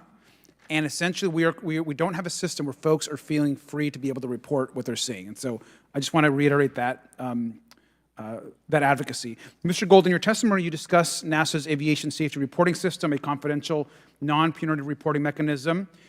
In the Safe Airspace for Americans Act, we explicitly allow for civilian reporting, of course, of UAPs. Can you explain why the NASA task force recommended the use of the Aviation Safety Reporting System? The Aviation Safety Reporting System is an existing system that is trusted, that has taken hundreds of thousands, now millions of cases. And again, recognizing budgetary constraints, this seemed like the perfect way to be able to gain more data. And when it comes to the stigma, sir, it's something that pilots are used to reporting on, that crew is used to reporting on. So it's a great way to get data, to overcome the stigma without spending really that much more additional money since the system exists. Thank you so much for your support of that. Thank you for what Ryan Graves does. This is a common sense means to expose the truth of UAP for the purpose of this hearing. Thank you. And I just want to also add, now earlier this year, as part of the House Defense Authorization Bill, the NDAA, I had filed an amendment to include the UAP Disclosure Act, which would create a UAP Records Review Board and exercise of eminent domain over UAP-related material, modeled actually on the JFK Assassination Records Collection Act, which is widely known. Now, the amendment was blocked, but thankfully the Senate included the amendment by Senator Rounds and Schumer for the UAP Disclosure Act. So I just again want to say that we should be pushing and ensuring the UAP Disclosure Act, which is bipartisan in its support, should move forward. And if I can just briefly, particularly Admiral, can you just briefly, as I close my time, explain why the UAP Disclosure Act would be critical for us and our national security? Thank you, Congressman. Yes, I believe the UAP Disclosure Act is important for national security, as well as advancing potential socioeconomic benefits resulting from UAP research, as well as public safety, as we referred to previously regarding aviation. And this act will allow for greater transparency and open research, and that's why I'm also a member of the UAP Disclosure Fund as an advisor, as in the Sol Foundation, as an advisor, senior strategic advisor, which is advocating for the same. Thank you very much. I yield back. All right, thank you. I'd like to recognize Mr. Biggs for 5 minutes of questioning. Thank you, Madam Chair. Thank you for holding this committee. Thank you to the witnesses. Admiral, the video that is called the Go Fast video, the email that you've talked about being deleted, I just want to briefly cover this. You said that the email, the author was asking whether any of the recipients were aware of the classified technology demonstrations that it could explain the objects that were observed. And then you said the email disappears. Then you guys have a series of meetings. The commander of fleet forces and his operations officer never discussed the incident again. Is that right? Is that accurate? That's accurate, sir.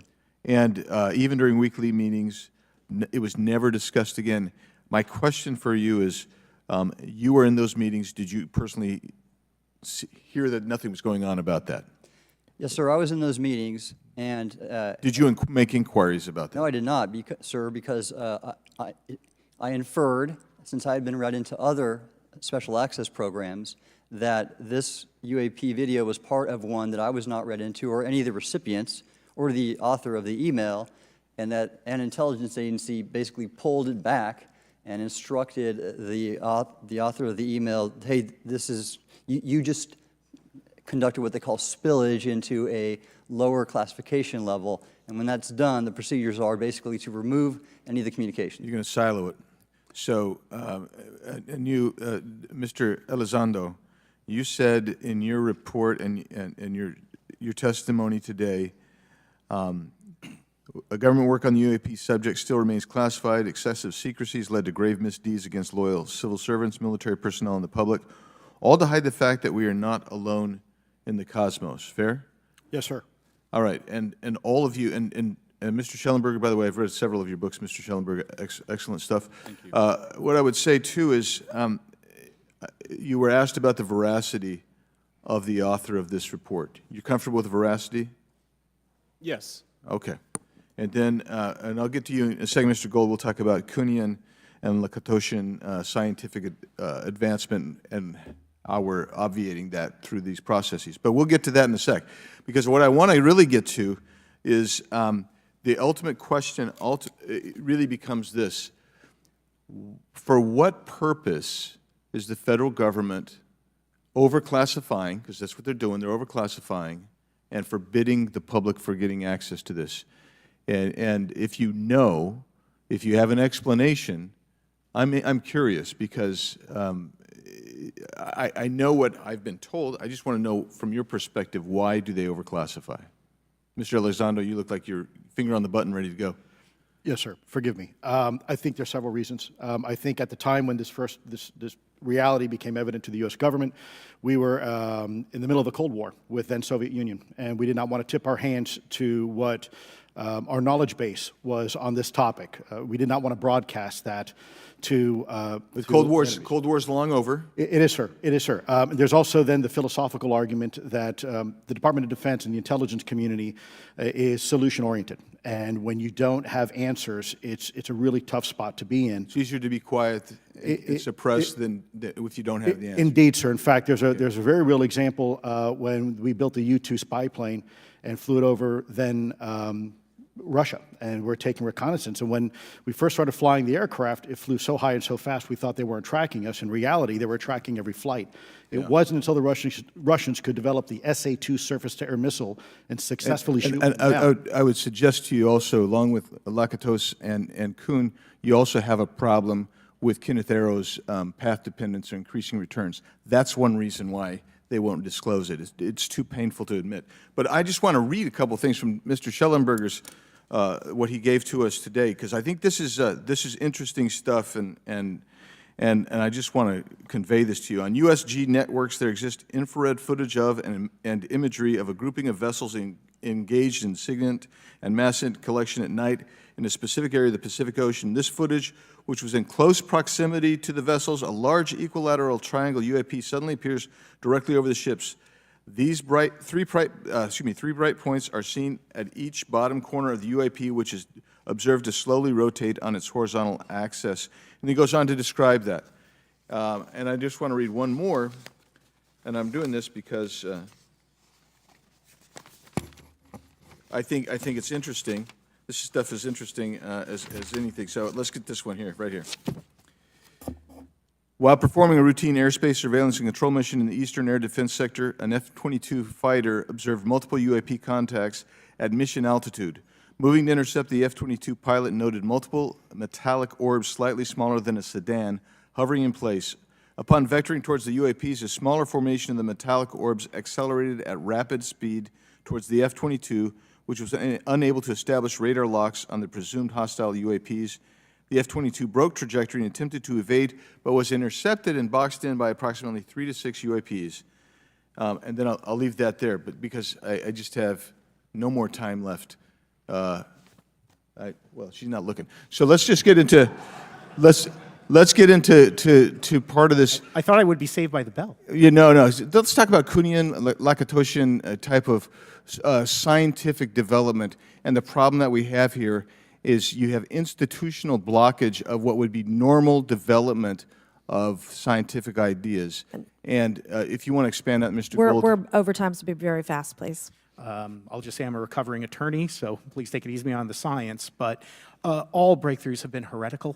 at first, and that's the challenge that we face, particularly with something as extraordinary as this, which is why gathering the data is so important. And I'll just end by saying, by the way, the overclassification of material is in no way limited to UAP. That is occurring throughout the government, as well as the inability to get people classifications in a timely and efficient manner, and then to have those classifications be broad enough to be useful. So this is a larger issue that I hope that Congress will look at. Thank you. Thank you, Mr. Biggs. I've been generous. All right, Mr. Burleson, I'll recognize you for 5 minutes of questions, please. Thank you, Madam Chair. Mr. Elizondo, does any branch of the United States government or defense contractors possess technology? Sir, there's documentation that I believe was submitted for the record that was approved for release by the U.S. Pentagon, by the Department of Defense Office of Pre-Publication Security Review, and it states one of the reasons why my predecessor program, OSAP, was trying to collect material of unknown origin. Was it successfully collected? It was not. What happened is that there was an aerospace contract company that requested to divest itself of the material that was collected in the 1950s. Unfortunately, that didn't actually occur. So let's dive into that. That's the Bigelow Aerospace, correct? So Yes, sir. There was a journalist, Christopher Sharp, who said that there was a transfer between Lockheed Martin, Bigelow Aerospace, and the CIA allegedly blocked this. Can you describe that? What I can say is that it was blocked. Why it was blocked, I can only surmise. I was part of some conversations later on with some of those contract personnel where they had told all of us that is accurate. What we required was a memo from the Secretary of the Air Force in order to make that complete, and that never occurred. And so when Secretary Mattis became Secretary of Defense, I decided it would be appropriate for me to try to receive a memo from him as SecDef, as Secretary of Defense, if we could not get a memo from the Secretary of the Air Force to transfer that material. So if that material exists today, who's in possession? Sir, I wouldn't be able to have that conversation in an open hearing. We'd probably have to have that. Okay, my question to you then is, if we were in a secure setting, if we were in a SCIF, would you be able to provide or get access to something, whether it's visuals or material that we could put our hands on, or biologics, that would convince me, that would show me that we have non-human origins? Sir, that decision would not be mine. That would be to the gatekeepers still in the U.S. government. And who would so if you were in our shoes, where would you go from here? How would you get that information? A lot of times we just don't know who to ask because we don't know where to go next. So if you were in our shoes, where would you go? Well, I prefer to answer that question in a closed session. However, we established AARO for that very purpose, and unfortunately, under its previous leadership, it failed. So one would hope that they would have the authorities necessary to do that.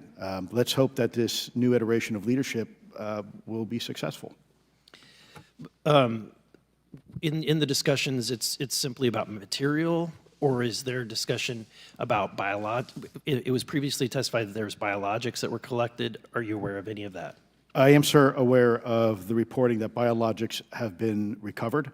Again, my focus was more nuts and bolts, looking at the physical aspects of these phenomena, how they interacted around military equities and nuclear equities. So I'm certainly not a medical expert. I would not be able to probably provide you a whole lot of value in that simply because I don't have the expertise. But was anything described as that we have possession of bodies? Yes, yes. Is it multiple types of creatures, or? Sir, I couldn't answer that. I can tell you anecdotally that it was discussed quite a bit when I was at the Pentagon. The problem is the supposed collection of these biological samples occurred before my time, in fact, before I was even born. And was this part of the Lockheed Martin discussion, or was this the biologics is a completely separate? Separate yet related. Okay. Has anyone made contact? Sir, I'm sorry, could you specify? Has there been any, to your knowledge, any communication with a non-human life form? So the term communication is a bit of a trick word because there's verbal communication like we're having now. The problem is you also have nonverbal communication. And so I would say definitively yes, but from a nonverbal meaning, when a Russian reconnaissance aircraft comes into U.S. airspace, we scramble 2 F-22s, and we are certainly communicating intent and capability. I think the same goes with this. We have these things that are being observed over controlled U.S. airspace, and they're not really doing a good job hiding themselves. They're making it pretty obvious they have the ability to even interfere with our nuclear equities and our nuclear readiness. Is the United States government and our contractors, are they pulling technology from this? Are they're reverse engineering this?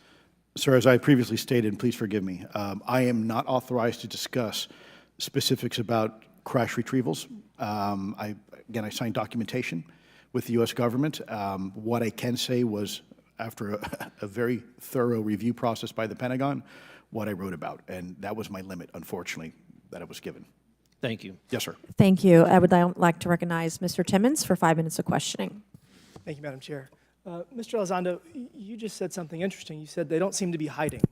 They don't seem to be hiding. The UAP sightings are becoming increasingly brash, if you will. And, we've been hearing about these for years, but they've generally been isolated and not as consistent and over-critical military installations. Would you say that's fair? Is this becoming increasingly often? Is it happening more and more? Great question, sir. Let me see if I can answer this for you. Certainly, there seems to be some indication that they're being provocative, meaning that they're, in some cases, literally splitting aircraft formations right down the middle. So that's an air safety issue. The question is it the frequency increasing? And really the response is, it depends. Yes, it's possible that there is an increase in frequency, but it's also possible that there's heightened awareness now, and there's also more pervasiveness of technology out there that's collecting this information and that can record this information. So we're not quite sure yet if it's actually an increase in numbers of these events, or is it that we have better equipment now that to record these things, and we have a better ability, if you will, to analyze these things. And that's my next question. It seems that a lot of these sightings occur near military installations. Do you think that these UAPs are intentionally targeting military installations, or do you think that we have increased abilities to monitor surrounding the military installations? Sir, maybe both. Part of my concern is we have something in the Department of Defense and the intelligence community called IPB, Initial Preparations of the Battle Space. And we use equities like ISR, intelligence, surveillance, and reconnaissance, or other type of equities and technologies to prep the battle space.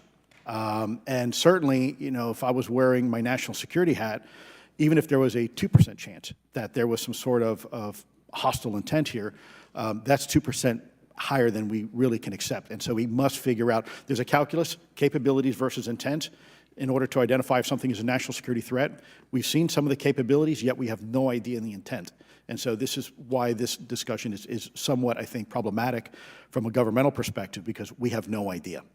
Sure, thank you. Mr. Schellenberger, you're particularly familiar with the Langley Air Force Base incident a year ago? Are you familiar? Just from what I read in the Just news. from what you've read? Yeah. I would imagine a large percentage of the American population became aware of that with the Wall Street Journal article. Would you agree with that? Yes. And were you aware of that incident prior to the Wall Street Journal article? No. To the rest of the panel, was the Wall Street Journal article the first time that y'all were made aware of what was essentially an over 2-week UAP frenzy over Langley Air Force Base? Were y'all aware of this prior to the Wall Street Journal article? Anybody, show of hands. Yes, sir. Dr. Guyette, could you give me how did you become aware of it? Well, a colleague of mine who I referenced previously, Chris Mellon, he wrote an extensive article about this, that there were other incursions of drones over Langley before this, as well as many, many military installations over the last 5 decades. And it's my understanding that there's been an ever-increasing in number, and I'm trying to think how to say this because I wear 2 different hats. I'm still in the Air Force. So, I mean, it seems that they're becoming increasingly brash, and the question that we really have to figure out is it China or is it non-human? And I think that's the biggest question the American people want to know. If it's China, it's scary because they have a lot of technology that we cannot explain. And if it's non-human, that's scary because we don't know the intent. Would you say that's fair? Yes, Congressman, and in fact, I really believe that we should use this hearing as a catalyst to improve and bolster our air defense capabilities and our maritime domain awareness capabilities, because obviously there are holes in it, whether it be UAP of non-HI direction or NHI direction, or, like as you say, sir, China or any other adversary. Are you all aware of any task force at the Pentagon or in the national security apparatus that's trying to assess the answer to that question? At the current moment, sir, no, but this is a great point. From 2020 to 2022, there was a UAP task force in the DoD succeeding where Mr. Elizondo worked, led by Jay Stratton, who had the first comprehensive whole-of-government approach to UAP, which involved pathways to declassification and to increase transparency, as well as assessing the national security risks of UAP. This was a really well-established approach, and we have all advocated that something like it return. I'm running out of time. The last thing is that we need authorities. The law enforcement, military do not have authorities to actually engage, and Congress needs to act to give those authorities to local law enforcement and the military so they have clear guidelines on how to assess these issues going forward. I yield back. Thank you. Thank you. I'd like to recognize Ms. Boebert for 5 minutes of questioning. Thank you, Madam Chair. Now that we have all been cautioned in this committee hearing that the mention of Pentagon's Immaculate Constellation program could put us on a list, well, I already find myself on many lists, I'm sure. So I speak my mind often, so why not just keep going with it?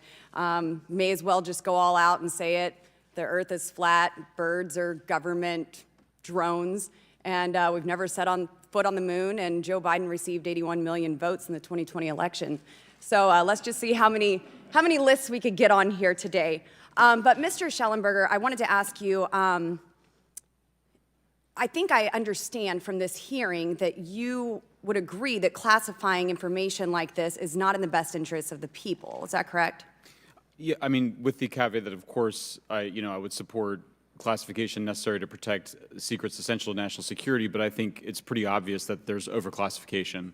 Overclassification, yes. And so in most instances, if they can't tell us what, do you think at some point they'll at least tell us why? President-elect Trump has repeatedly committed to greater transparency, both on the UAP issue, on JFK files, on COVID origins, and many other things. So I think that we need to make sure that the next administration is held accountable for that. Agreed. And this is for all four of you. Yes or no, please. I have many questions I want to get to.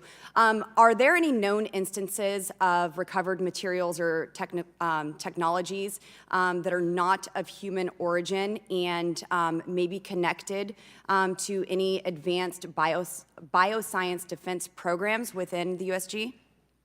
I don't know. I wouldn't be able to answer that, ma'am. I don't know. I don't know.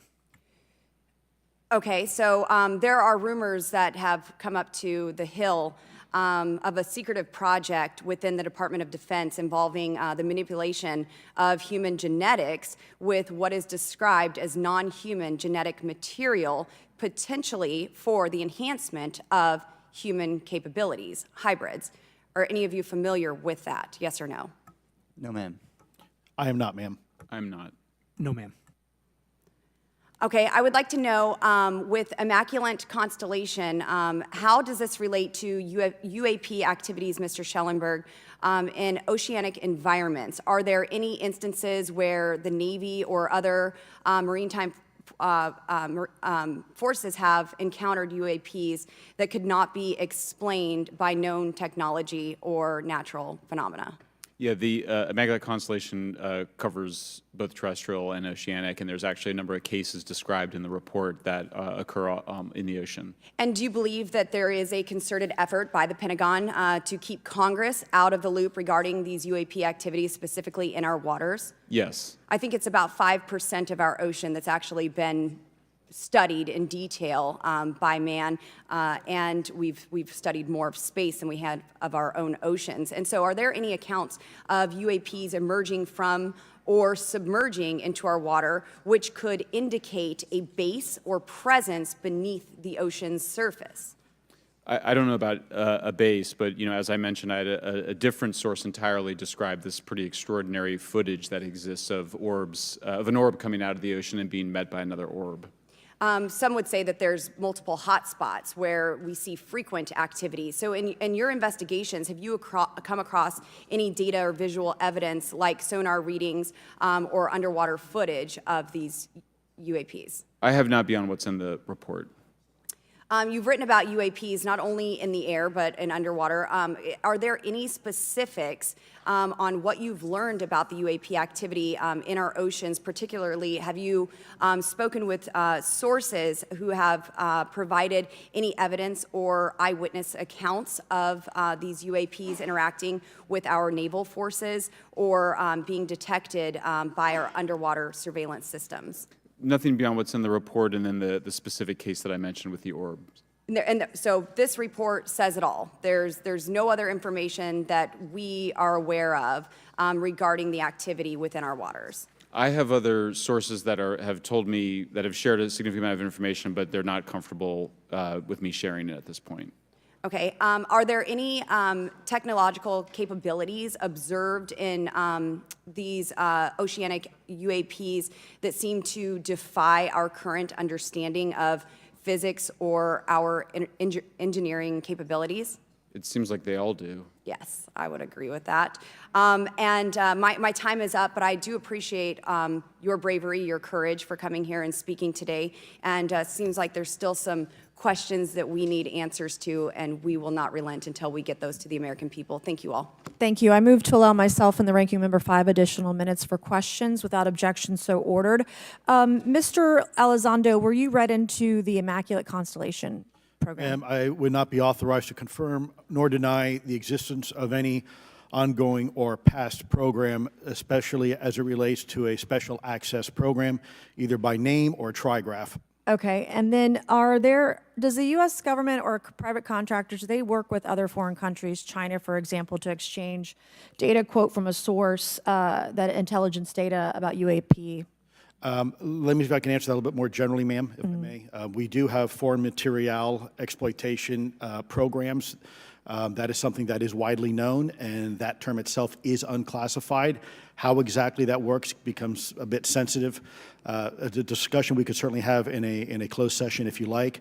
We do work with international partners and allies quite often, not just in military exercises and workups, but in other intelligence efforts as well. In terms of material that's given to private contractors, is certain material given to certain contractors because of their experience? So, for example, if it's related to submerged and undersea propulsion, would it go to a general contractor like General Dynamics? Yes, ma'am, absolutely correct. Different contractors have different levels of expertise. What's Lockheed's expertise? Aerospace, ma'am. In the UAP space, that's all that, they wouldn't do submerged? No, I didn't say that, ma'am. Okay. Lockheed Martin and others do quite a bit of work both in our atmosphere, in space, and even underwater. There are certain efforts to. It's a tough question you're asking. You put me on the spot here. I'm looking for the answer. Yes, ma'am. No, they are involved in a lot. I would rather let Lockheed Martin explain the different domains that they are involved with. Probably I'm not authorized to discuss that, but they are involved in a lot of different areas and domains. Admiral, flight safety risks for our pilots, based on what you've experienced and seen in your career.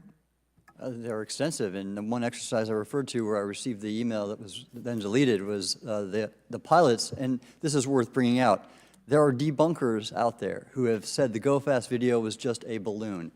That was only one video that was released. There were dozens of these encounters that pilots, friends of Ryan Graves, who's in this room right here, witnessed and caused significant safety concerns.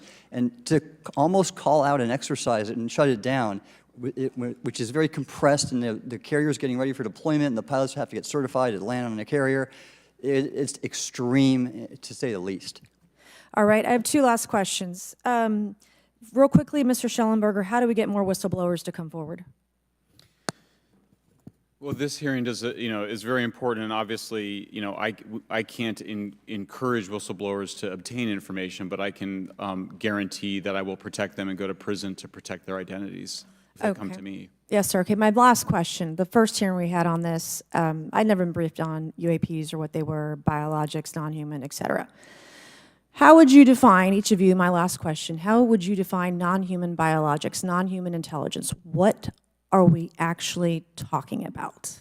Admiral, and we'll go down the line. I don't think it's a stretch when you look at the diversity of life on this planet and the size of this universe to think that there would be more diverse, higher order, non-human intelligences throughout the universe, and that's probably what's visiting us. I would take the scientific approach. The definition would be the ability to react to a stimulus in a manner that requires an intellectual thought process. I just don't know. I think we must be modest in our assumptions that we're looking for intelligence. That could be biological, it might not.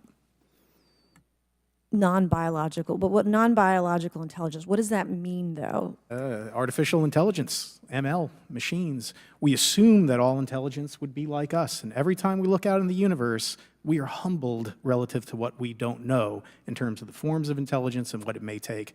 I can assure you I probably can't answer your question, but I think the ultimate answer is going to surprise us all. And then Mr. Garcia, do you have a few closing remarks? I know we're about to hit votes here, so I'll be brief. Just, I want to thank you all for being here. I want to thank Chairwoman Mace especially for holding this important bipartisan hearing. And I want to thank all the committee members that are interested in this topic.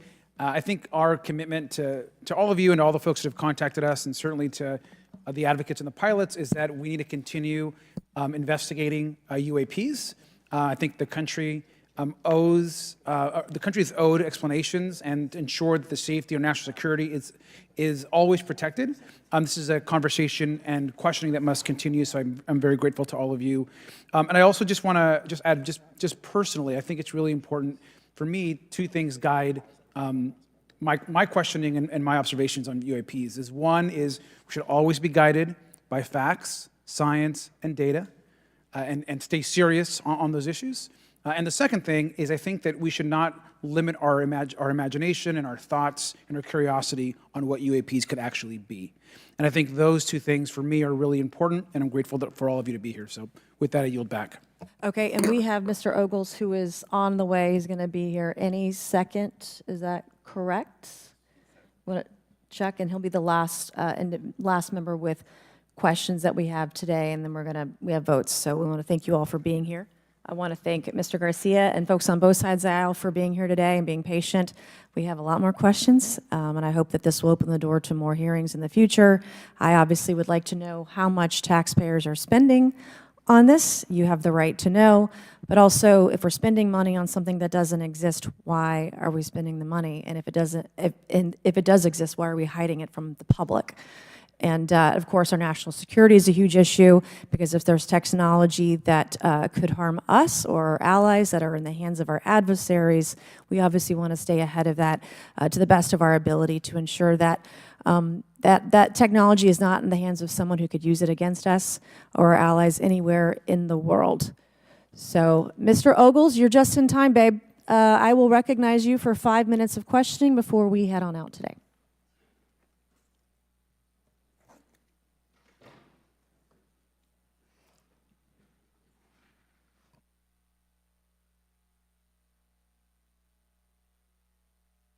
Well, thank you all for being here, and Madam Chairwoman, I'm out of breath because I sprinted to get here, but this is an important hearing. I think we all know that there's something going on. Mr. Elizondo, based on your knowledge of UAP sightings, do you believe it's fair to say that they are especially common near nuclear sites? Yes, sir. Mr. Congressman, I absolutely am convinced of that, as are my colleagues inside the government. And the reason why I pose that question, and this has been one of my talking points from the beginning, is, Oak Ridge is in Tennessee. The so-called weather balloon that drifted, that we now know was controlled, it passed near Oak Ridge. It obviously is a sensitive site, both of interest to our adversaries and to whatever else this is. Because we know that at military installations, at sensitive locations, such as nuclear facilities, that we're seeing this take place. So the question is what is it? Do you believe they've caused an irregular activity, and why might they be interested in those sites? Sir, in some cases, it's actually regular activity. You'd be surprised. There's actually documentation right now that's been submitted. It's not just Oak Ridge. It's Savannah River Site, SRS. It's also Los Alamos. A lot of our sensitive R&D locations appear to be under some sort of surveillance and monitoring. Why? Well, because a lot of innovation comes out of those areas, a lot of new technologies, a lot of, if you will, disruptive technologies that we use for our national defense originates out of those locations, and advanced concepts in physics as well. So if I was doing any type of reconnaissance, even on a foreign adversary, that's a great target to start with. Sure, and again, this has been one of my talking points. I do have questions. What role might the Department of Energy or its subsidiaries or affiliates have in this type of technology, or possessing this type of technology, whether it's ours or others? Mr. Gallaudet, I think your testimony has been pretty clear, but would you please reiterate that do you believe UAPs pose a threat to pilots?